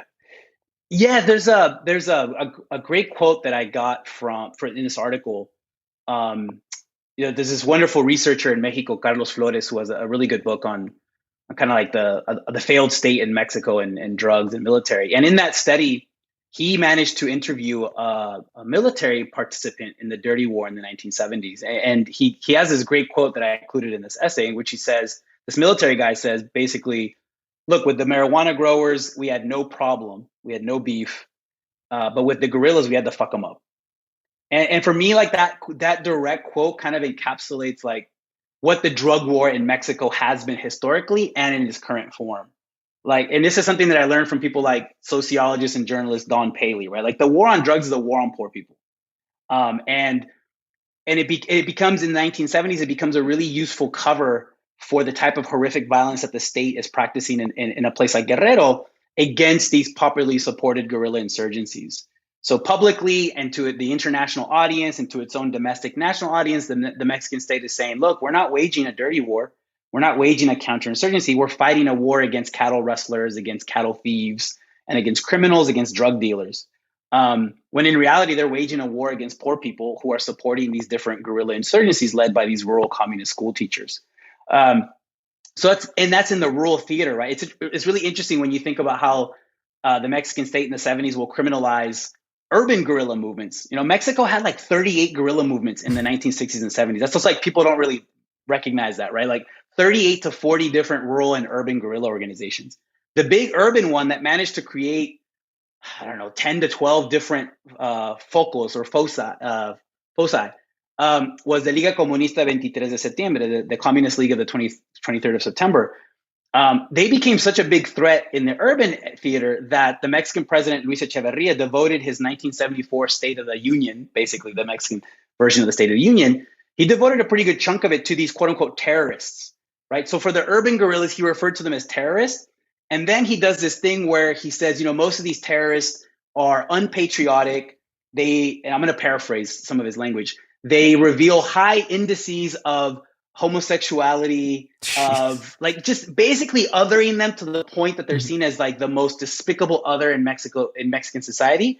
And that then opens them up to getting wiped out, which fulfills a similar function as calling the rural guerrillas nothing more than cattle rustlers, cattle thieves, and narcos, right? So it's all this counterinsurgency, like discursive strategy that justifies the elimination of these people. But at bottom, these are just wars against, the drug war is a war against poor people. And you see that to this day. You see that, you know, one of the things that really animates my research about the history of drug wars in Mexico is that I really want to push back against, you know, journalistic treatments that will say, look, Mexico's war on drugs began in 2006 when President Felipe Calderón, launched the military against these different drug trafficking organizations. And, you know, historians like myself who work on this were like, wait, no, Mexico's had a series of drug wars, right? There's a historian, Alec Dawson, who has a really excellent book on peyote. And he talks about how the war on drugs begins in like the colonial era, right? In terms of how the Spanish colonial state criminalized indigenous consumption of drugs like peyote for their own ritualistic cultural practices. The 1970s is another moment where you have a form of drug war that the Mexican state exercises. But from my perspective, it's just it's almost like a cover as a way to wage war against political dissidents and armed guerrilla challenges to its rule in Mexico.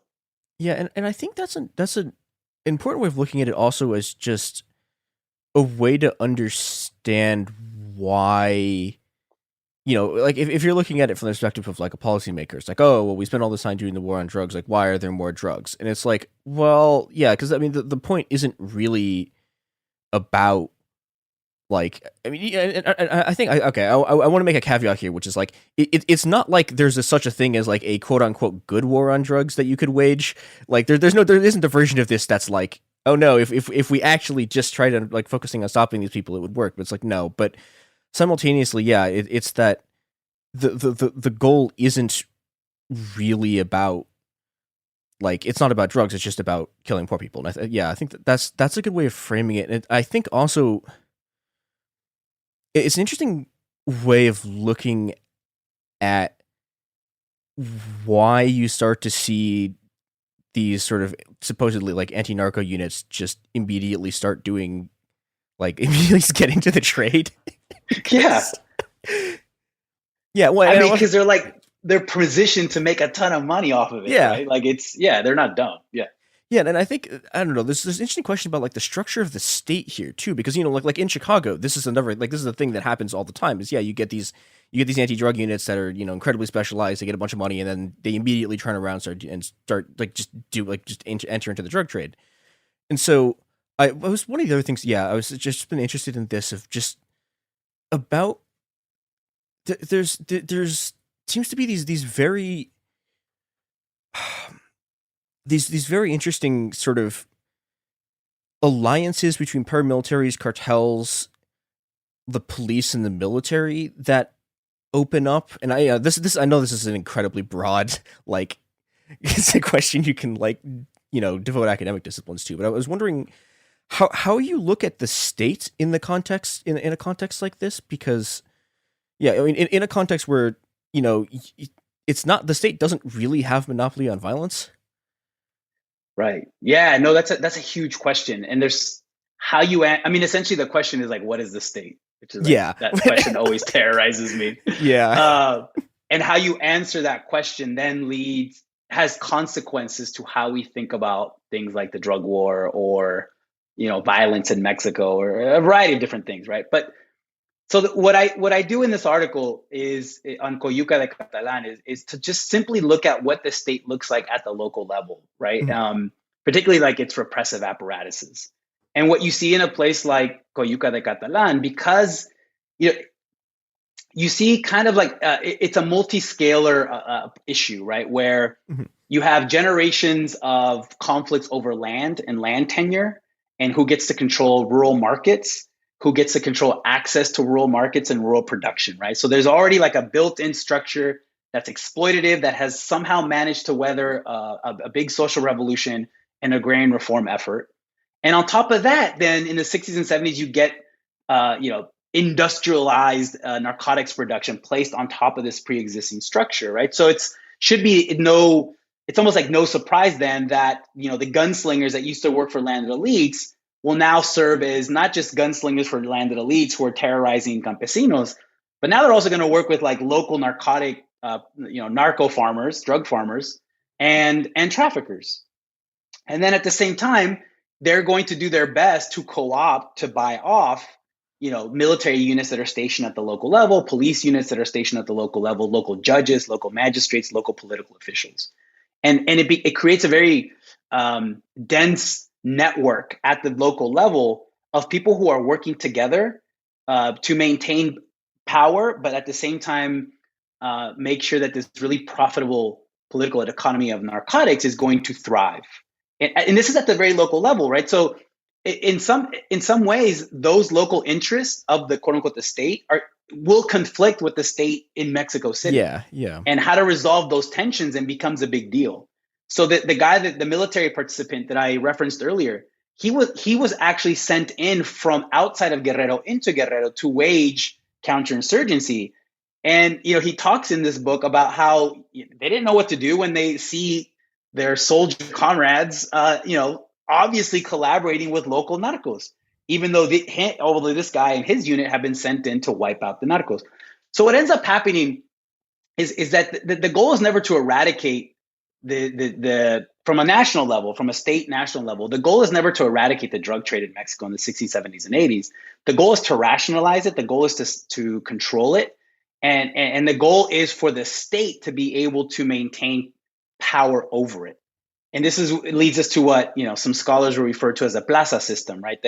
That different narcotic trafficking organizations will control different parts of Mexico, but the overall power they have to kick back to are different state officials. And that there's a recent really great book by Ben Smith called The Dope that just came out. It's really like the first really good English language big history of the Mexican drug trade. And he essentially he says that like the Mexican state is a racket. It's a racket, and it's ensuring that this drug trade exists and it's centralized and it's rationalized in the 60s, 70s, and 80s. But by the 90s, it starts to lose control as the state itself is neoliberalized and becomes smaller, and its capacity to control these different groups becomes weakened. So that's like the big national level, right? And then that takes us to the scale of the international, which is a whole other thing. But at the very local level, what does this look like? It looks like if you're a drug farmer, right? Because another thing in Guerrero is that these drug farmers are like small scale, right? They're small scale. They have a little bit of autonomy, but they're small scale. But they're selling their product to these traffickers, and these are the traffickers usually that will have connections to local landed families, who will have connections to military, to police, to politicians. That will ensure that this economy will continue to thrive in a profitable way.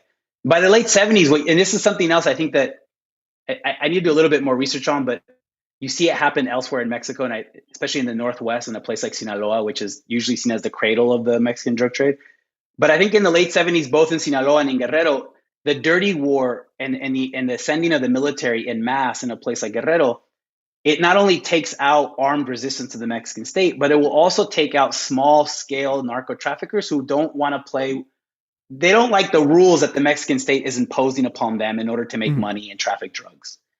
So I've seen a couple of documents where, secret police spy agent documents where they say, okay, yes, these campesinos who are accused of being guerrillas, yes, we are disappearing them, but apparently some small-scale drug traffickers are also being disappeared because they don't want to go along with the rules being imposed by the Mexican military. And that's something that you see in Sinaloa in the late 70s when something called Operation Condor gets launched, and you get thousands of troops and federal police who go up there. And instead of eradicating the drug trade and getting rid of these different traffickers, what they do is they centralize it, they rationalize it, they make it more efficient. And that actually, it's in a counterintuitive way, it's state violence that actually leads to the formation of things that we think about as cartels, and not the other way around, right? Because the very trade begins within the confines of the Mexican state. And in part 2 of this interview, we're going to drill deeper into that question and look at how the state's attempt to get in on the drug trade created the cartels and how they sort of lost control of them, leading to an incredible increase in paramilitary violence and death and destruction. And on that happy note, this has been It Could Happen Here. Join us again tomorrow for that. And in the meantime, stay safe and don't die. If you want to find us, we're at Happen Here Pod on Twitter and Instagram. You can also find other work that we do at Cools on Media on Twitter. If for some reason you want to continue venturing onto the hell sites. Goodbye.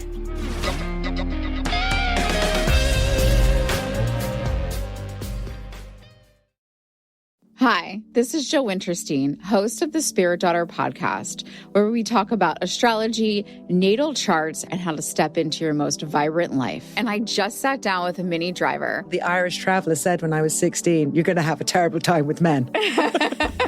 Actor, storyteller, and unapologetic Aquarian visionary. Aquarius is all about freedom-loving and different perspectives, and I find a lot of people with strong placements in Aquarius are misunderstood. A Sun and Venus in Aquarius in her 7th house spark her unconventional approach to partnership. He really has taught me to embrace people sleeping in different rooms, on different houses, in different places, but just an embracing of the isness of it all. If you're navigating your own transformation or just want a chart-side view into how a leading artist integrates astrology, creativity, and real life, this episode is a must listen. Listen to the Spirit Daughter podcast starting on February 24th on the iHeartRadio app, Apple Podcasts, or wherever you listen to your podcasts. Welcome to the A Building. I'm Hans Charles. I'm Menelik Lumumba.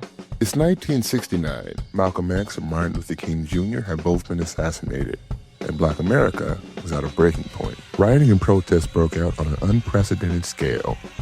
In Atlanta, Georgia, at Martin's alma mater, Morehouse College, the students had their own protest. It featured 2 prominent figures in Black history, Martin Luther King Sr. and a young student, Samuel L. Jackson.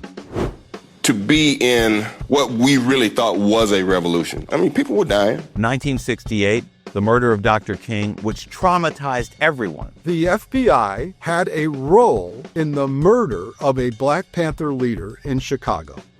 This story is about protest. It echoes in today's world far more than it should, and it will blow your mind.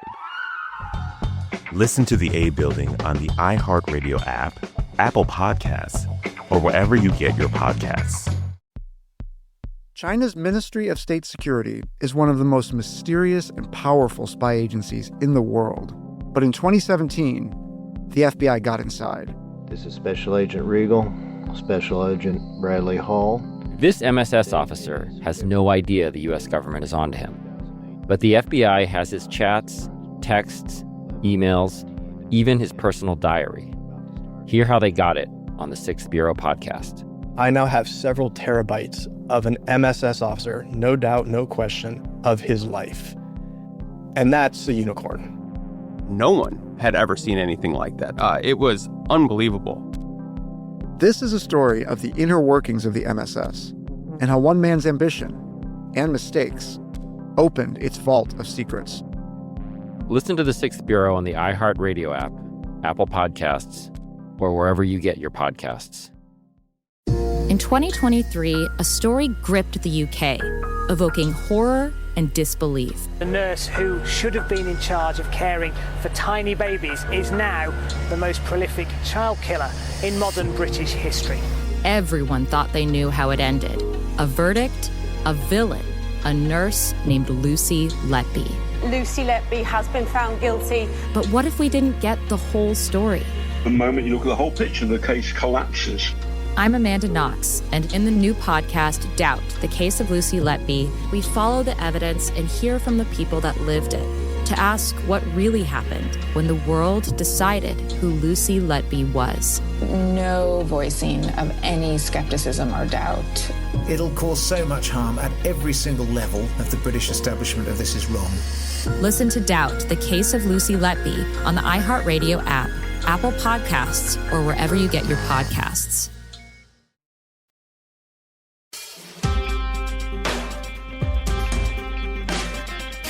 This is It Could Happen Here, a podcast that is often and today about state and paramilitary violence, and we're back with part 2 of our interview with Alexander Avina about the state and paramilitary violence and the cartels in Mexico.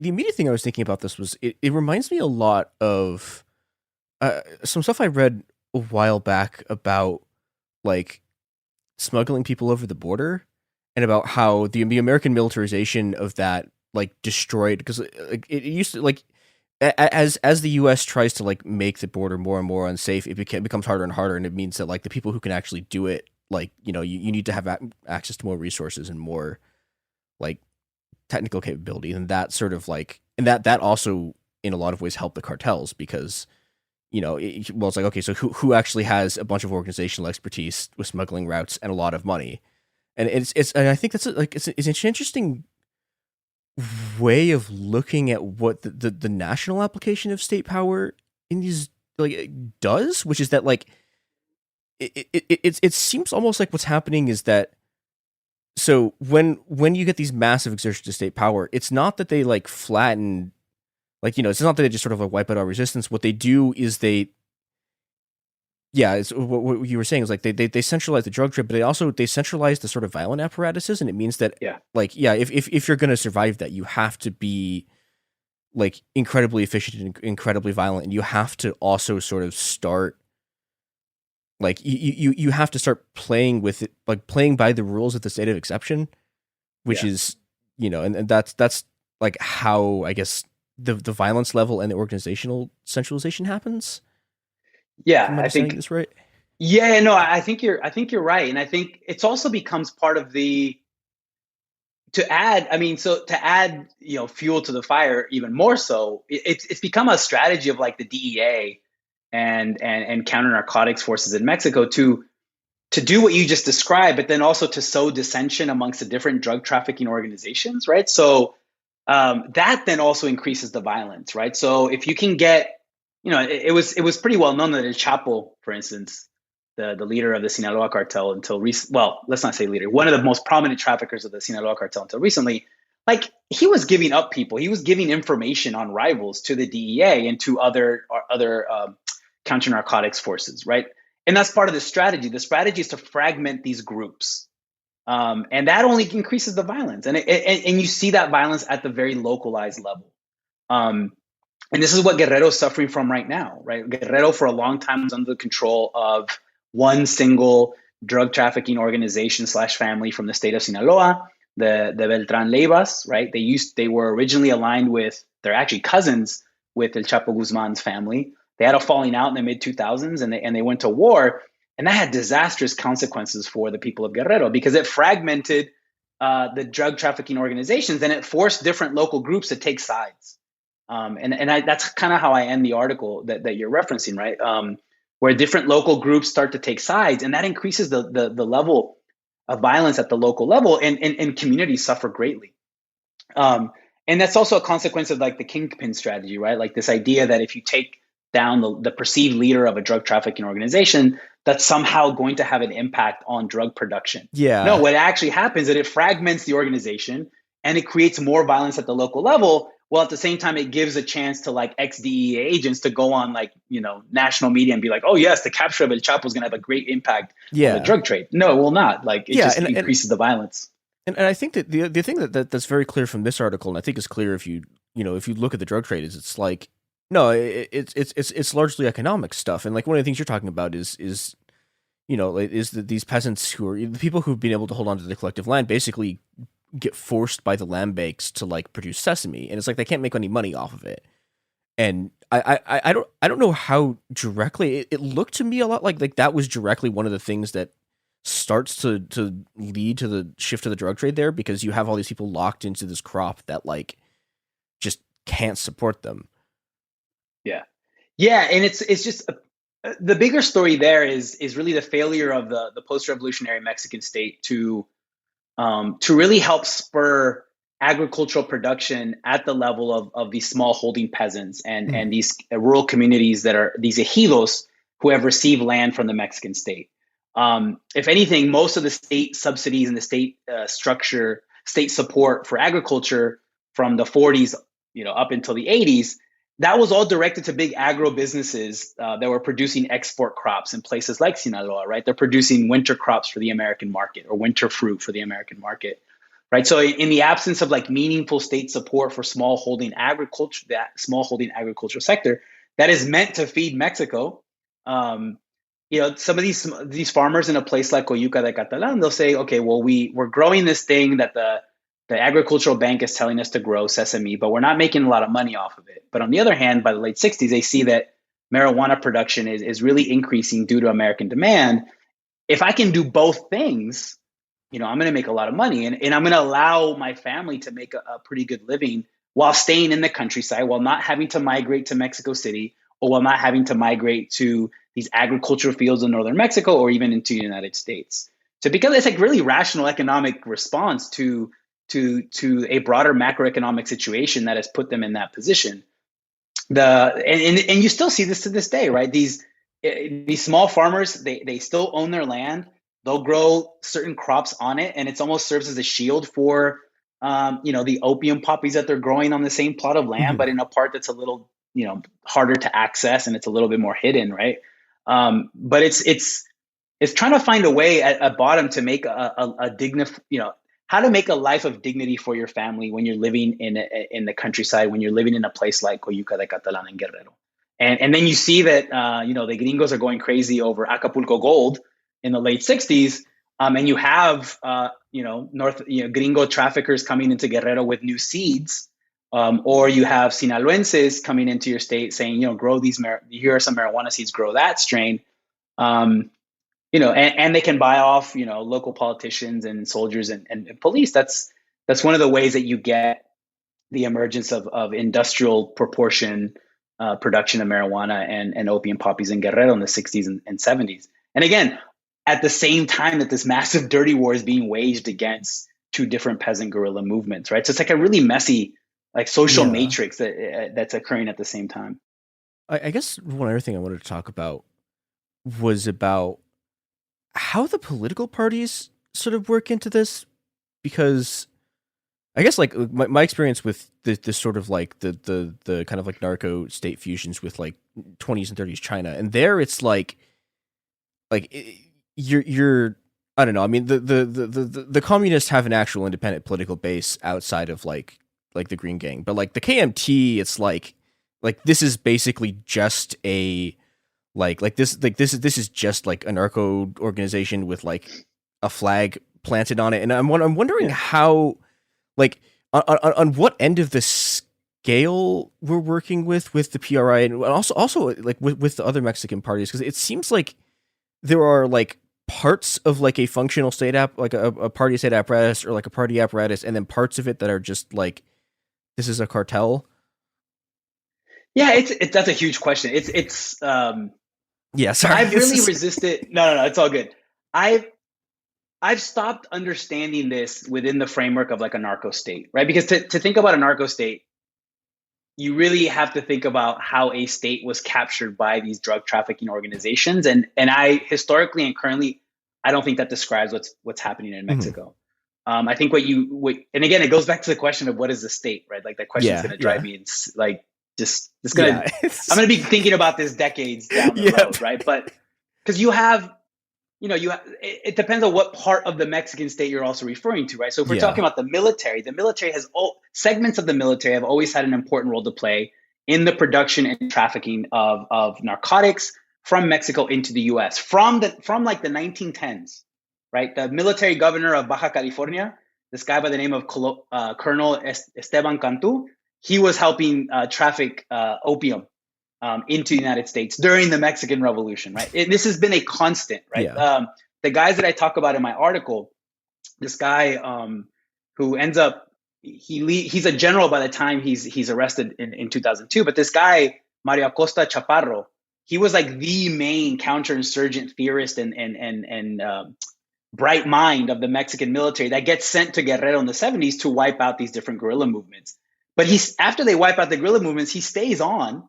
He serves as a kind of like the leader of the state police forces. And what does he start to do? He starts to buy up land, allegedly, that will start producing opium, poppies, and marijuana. And this guy from the late 70s up until he's arrested in 2000, it's pretty clear that he had been collaborating with different narco trafficking organizations. He gets arrested by his own military in 2000 because it was pretty clear that he had been protecting and collaborating with the Ciudad Juarez cartel and Amado Carrillo Fuentes. So, one of these like anti-guerrilla, narcos that will, actually go to jail for about 6 years because it was pretty apparent that he had been for a long time collaborating and protecting the different narco trafficking organizations, right? So that's the military. Then you have like the secret police that gets formed in Mexico, the DFS in 1947 with the help of the FBI. The DFS becomes like this political police that the Mexican president can use to tamp down on political dissent. They're the ones, spying, surveillance. By the 60s and 70s, they're also torturing, disappearing. And with that level of impunity and power, they also get into the drug game by the 70s and 80s. You have the federal judicial police. They're the ones who control for this during this 50s, 60s, and 70s, really. They're the ones who are controlling the kickbacks that they're receiving from narco traffickers until the military moves in the 70s and takes over for them, right? So the repressive apparatuses within the Mexican state of the 20th century play a really key role, if not the role, in helping create this political economy of narcotics. Now, how do we view that in relation to the PRI, right? The party that emerges from the Mexican Revolution, the party that will rule Mexico, generally we'll say from the late 20s up until the year 2000. Well, you have pretty important, political officials within the party throughout the 20th century that are directly linked to narco traffickers and directly linked to military officials who are obviously involved in the game as well. But at no level can we say it's a narco state because the narcos haven't captured the state. It's actually the other way around. It's the Mexican post-revolutionary state that's trying to get its hands around this thing that's growing within its own confines, and they lose control of it. Like by the late 80s and 90s, they've effectively lost control of this thing, and that's when you see the rise of these highly centralized drug trafficking organizations like the Ciudad Juarez cartel that's making a ton of money off of cocaine. So I guess it seems like it's almost like you're dealing with from the very, very local level where you have these sort of landed elites and their gunslingers. It's like it's this almost sort of like miniaturized fractal version of the state where it's like you're getting these like very, very small sort of like almost like feudal domains, and they sort of expand upwards and stand upwards. But yeah, and I guess the interesting part to me is how like the paramilitary dynamics of that and how the power of these sort of land elites and the power of the like how it's like the power, like the use of power from the top seems to strengthen them. Where if you're looking at this from like how this is supposed to work in theory, if you're someone who actually is like trying to eliminate the drug trade, you'd think it'd be the other way around, that like the application of power would shatter, but it sort of doesn't. It causes these like these buildups of these apparatuses, and then they fragment and they rebuild again. But you're not ever actually dealing with these sort of like micro state, like, yeah. Yeah, no, I think that's exactly right. And if anything, the paramilitarization is also like a long, it's a process, right? Mhm. So like the first, if we can use this term, the first paramilitaries were used to wipe out agrarian reform minded campesinos in the 30s and 40s. But you don't really have like a paramilitarization of the drug trade in Mexico to a certain extent because you have the military and the police to do your dirty work, right? If you're a narco. That's a more recent phenomenon that you start to see in the 90s and especially in the 2000s. So, right, the case that everyone points to are these the elite of the elite in the Mexican military, the GAFES. These guys are like the Navy SEALs or the Special Force, the Army Rangers of the Mexican military. A bunch of these guys in the mid to late 90s decide, you know what, we don't want to work for the Mexican military. We're just gonna desert and we're gonna go hire ourselves out to the Gulf cartel.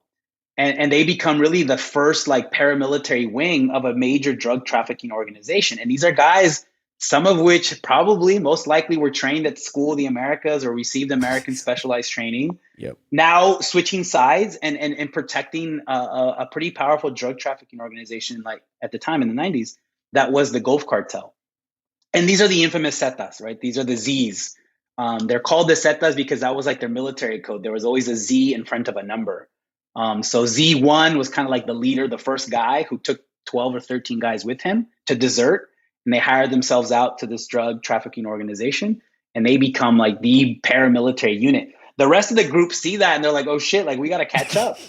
Right? Because these and these guys, the GAFES, they have counterinsurgency experience. They were the ones who were fighting against the Zapatistas in Chiapas in the early 90s, right? They were the ones that they were sending to. They were the ones who were fighting against the new cycle of guerrillas that emerged in Guerrero in the mid 90s, the EPR.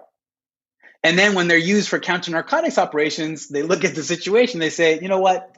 We're not going to fight on the side of the military. We're going to hire ourselves out to this Gulf cartel where we're going to make a ton of money. But they have a lot of skills, right? So the rest of the drug trafficking organizations see that and they're like, we got to play catch up. And you see the paramilitarization of this conflict. And in certain parts, that's what's driving, I think has played a really big role in driving some of the bloodshed and violence that we've seen in Mexico, particularly since 2006, right? Where we can speak of probably 400,000 homicides since 2006, at least 100,000 disappearances. A lot of that has to do with, the people who are fighting are paramilitaries, right? They're receiving training from Colombian military advisors. They're receiving training from Israeli military officials. They're receiving training from Guatemalan special forces. These guys called the Caiviles, who committed some of the worst atrocities during the Guatemalan conflict of the 70s and 80s.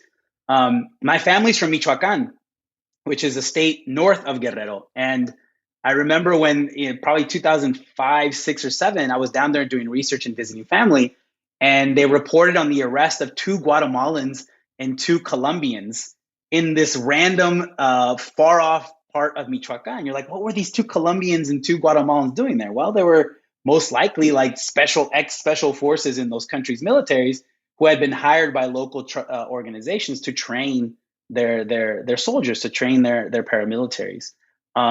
So that's I think that has driven a lot of the violence, right? And you see it's in terms of the techniques they use, the weapons, the armament, the logics of how to take down their enemies. Yeah, I remember I read an article like, okay, I've literally lost all sense of time. I think it was like mid last year about a cartel just basically running a military operation, just shutting down a city. God, I really wish I. Yeah, that was pre-pandemic. That was when that was pre-pandemic. Oh my God. Yeah, I remember because I was on the day and the day after it happened. I think I spent way too much time on Twitter talking shit to people. That was when I think you're referring to when the detachment from the Mexican military in the city of Culiacan, which is the capital of Sinaloa. Culiacan is seen as like, if Sinaloa is the cradle of the Mexican drug trade, then like Culiacan is the capital of it, right? I think you're referring to when a Mexican military detachment tried to arrest one of the sons of El Chapo, right? And they actually found him. They localized him. They located him and they tried to arrest him. And like the hills just came down on the city of Culiacan, and you had hundreds of narcos or paramilitaries who came down and essentially forced forced the military and the state to hand over El Chapo's son to them. And the reason why I was like, spent way too much time on social media going after people is because people said, oh, this is an example of a failed state. Oh, look at the new president of Mexico, Andrés Manuel López Obrador. He's lost control of the state. Like he's kowtowing to narcos. And it was much more complicated than that. And something similar had already happened in the previous administration, where these different, like particularly in the city of Guadalajara, where they even shot down a military helicopter, a police helicopter, and they essentially shut down the entire city because one of their leaders had been captured. Okay, so one of the things you talk about at the end of the article was about this environmentalist group that gets like they all get arrested while like their lawyer gets killed after he starts talking about like connections between business owners and the party and the narco trade. So I guess, like, how do you sort of like how do you leftist movements sort of navigate this space? Because it seems like you have, on the one hand, you have all these paramilitaries, and then you also have a state that is like incredibly violently hostile to you. And I guess, I don't know, like I guess you sort of have the Zapatista model of this combination of sort of like armed struggle and social pressure. But I guess like how do people navigate this sort of like, it seems like a really disastrous place to be trying to do leftist politics in. Yeah, it's really difficult, right? And I think that's, again, going back to the thesis that the war on drugs is actually a war on poor people. It's leftist movements, dissident movements in Mexico have to, well, for one, I'll say this, in a place like Guerrero, it's these movements that have provided, I think, the most accurate like X-ray analysis of what the state is at the local level, right? So this guerrilla leader that I talk about in the article, Comandante Ramiro, who was around in the late 2007, 2008, 2009, like based on his travels in the mountains of Guerrero and kind of like the actions that he was engaged in, for him it was very clear that the military was collaborating with all narco trafficking organizations, not just like the most powerful one, right? So at the national level, there was a lot of discourse of, well, this drug trafficking organization is going at it with this one. In a place like Guerrero, this guerrilla leader looks at the situation. He's like, actually, they're all working together. And not only that, but they have the police and the military. And what are they doing? They are going after poor communities up in the mountains who don't want to grow opium poppies or who want to organize a different way, an alternative model of living, of social reproduction. What they'll say is, what the military is doing in terms of drug interdiction is they'll only go and burn some opium poppy fields and not others. And that's because the owner of that opium poppy field that they burned didn't pay up. So, now current movements in Guerrero, particularly indigenous movements in Guerrero, there's a recent report that an indigenous group just put out, and they're linked to the Congreso Nacional Indígena, the CNI, I can't remember the acronym, where they talk about a criminal state existing in the part of Guerrero that is known as La Montaña, which is a heavily indigenous area on the border, on the eastern part of the state. And what they say is what we see here is an alliance between narcos, political parties, military detachments, and transnational corporations. And in Guerrero, those transnational corporations usually have something to do with mining, and they're usually Canadian. So how do you navigate that? Like that is like the correlation of forces, if we want to use that kind of terminology. Like from a perspective of a group that wants to resist this, it's damn near impossible, right? Like you have everything going against you, and yet in Guerrero, people are still resisting, right? You have the students of Ayotzinapa that are still protesting, they're still organizing, even after the disappearance of their 43 comrades back in September of 2014, and we still don't have a clear answer as to what happened. You still have, you have the model of autonomy that certain indigenous communities, like the community in Cherán and Michoacán, have practiced, which is essentially they kick out all political parties, they kick out all police officers, and they self-organize at the communal level, almost like a community police force. And you see that in Guerrero as well. There's challenges with that. That usually brings on a lot of violence, and the people of Cherán have really suffered for trying to go this trying to protect themselves, right? They've suffered a lot of casualties, and there you have this combination of like narcos and illegal logging, right? And so the community there, on the one hand, is trying to protect their ecology, but they're also trying to defend themselves from narcos who have taken over local political parties, and they don't want them in their town. In Guerrero, you have community police forces, and you've had them since the 1980s and 1990s, but that's raised a lot of issues in terms of, you know, what happens when one community police force gets co-opted or corrupted by a political party or by even a narco, and then that group is used to hit against other community groups who are still trying to organize for a radical alternative. So it's on one level, it's really depressing, right? Because everything is stacked against groups and communities and organizations in a place like Guerrero who want a better world, who want to create a better world. But in the longer scope of Guerrero's history, they still resist. They still resist. And to me, that's one of the things that fascinates me about this place and about its people, about its communities, that the odds have always been stacked against them. And nonetheless, they still resist. They still try to, against overwhelming odds, they still try to carve out a better, more just, more dignified existence for them and for their communities, even at great risk, you know, for their well-being. And they're willing to risk everything. So they're still there. They're still there, even though the forces that they're facing are extremely powerful. Yeah, I think that's a surprisingly hopeful note to end on, which is that, yeah, it's even in like, you know, places with just incredible concentrations of violence and different kinds of sort of power against you, that people continue to fight.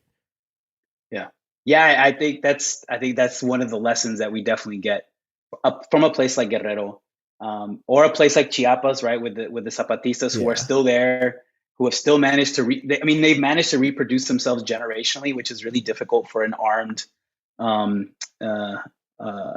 insurrectionary group, right? Like they've managed to do that, and to carve out at great cost as well, right? They're currently right now suffering. They've been suffering for more than a decade, a low intensity warfare that's been waged by the military and their paramilitaries. Yeah. But they're still there with their example, right? And I think part of the power of them and the people in Guerrero is their example alone is threatening to the powers that be, and that's why that there's always an effort to exterminate them.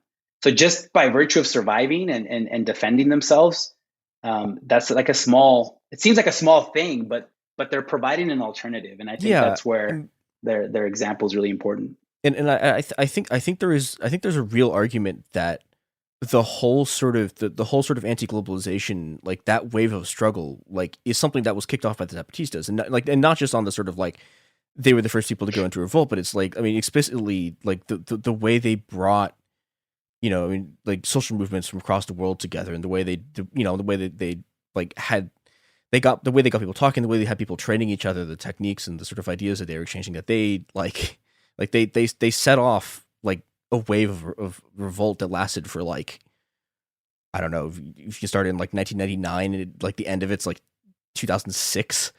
Yes. Yeah, it was incredible. Yeah, no, I think they're, and even if you want to go, this might take us off topic a little bit, right? But like scholars who focus on like Venezuela would say actually the first one was the Caracazo, right? In the late 80s, when you have a popular rebellion in Caracas, Venezuela, against neoliberalism, against neoliberal austerity measures, right? And then, so I've had that. I've had talks with friends. I'll be like, yeah, the Zapatistas were the first ones. They're like, no. It started in Caracas in 1989, I think, as the Caracazo. But yeah, no, I think their global example continues to be a really powerful one. For me personally, it's like, I still remember my parents are migrants from Mexico. They had this big satellite dish in our backyard so we can beam in TV stations from Mexico. And I remember January 1st, 1994, we woke up, right, groggily, to celebrate New Year's, and my parents turned on the TV to see Mexico City news, and there was Marcos, right? And there were the Zapatistas. And there were then the Mexican politicians saying, no, don't believe your eyes. This isn't. I remember you had a guy go on TV, I think, saying something like, this is not an indigenous movement, because if it was an indigenous movement, they would be using machetes, not rifles. Like something really condescending, like the level of racist condescension that came out of Mexican politicians in response to this movement was super high, right? But I remember I was in junior high and I remember seeing it, and I'm just like, there has to be something wrong for these people to do this, right? And that just led me to want to do more research and to do more reading. And that I think is really powerful. And I still think it's really powerful. So the more we can get the word out about these movements in Guerrero and Chiapas and other parts of Latin America, I think it's still really important. And I think especially today, we do need a bit more hope in these dark pandemic times. Yeah. I was trying to figure out a speaking of hope segue, and I couldn't quite get it. But do you have anything that you want to plug? Where can people find you? Yeah. Well, thank you so much for having me on. This was a lot of fun. You can find me on, you can find me on Twitter. I think the pandemic, my Twitter consumption has really gone up. It's been awful, but you can find me at Alexander_Avina. Yeah. Something I want to plug. No, I think if you go on my Twitter page, you'll see, you'll be able to get the link to the article that we've been talking today, about the drug, from dirty war to drug war in Guerrero. I recently published a book review of this really fascinating book on the connection between the Israeli arms industry and like Cold War Latin America. So you can find that on my page. But yeah, I don't really have anything else to plug. Whenever I finish this damn book on dirty wars and drug wars, have me back on, and I'll definitely have something tangible to plug. But right now, it's just short little articles. Well, thank you again for coming on the show. This has been It Could Happen Here. You can find us in the usual places. If you want to venture on social media for some reason, please don't. It's a bad place. But yeah, thank you, and goodbye, everyone.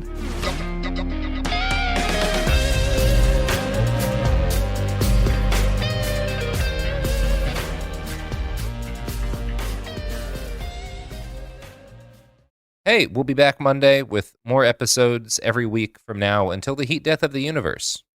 It Could Happen Here is a production of Cool Zone Media. For more podcasts from Cool Zone Media, visit our website, coolzonemedia.com, or check us out on the iHeartRadio app, Apple Podcasts, or wherever you listen to podcasts.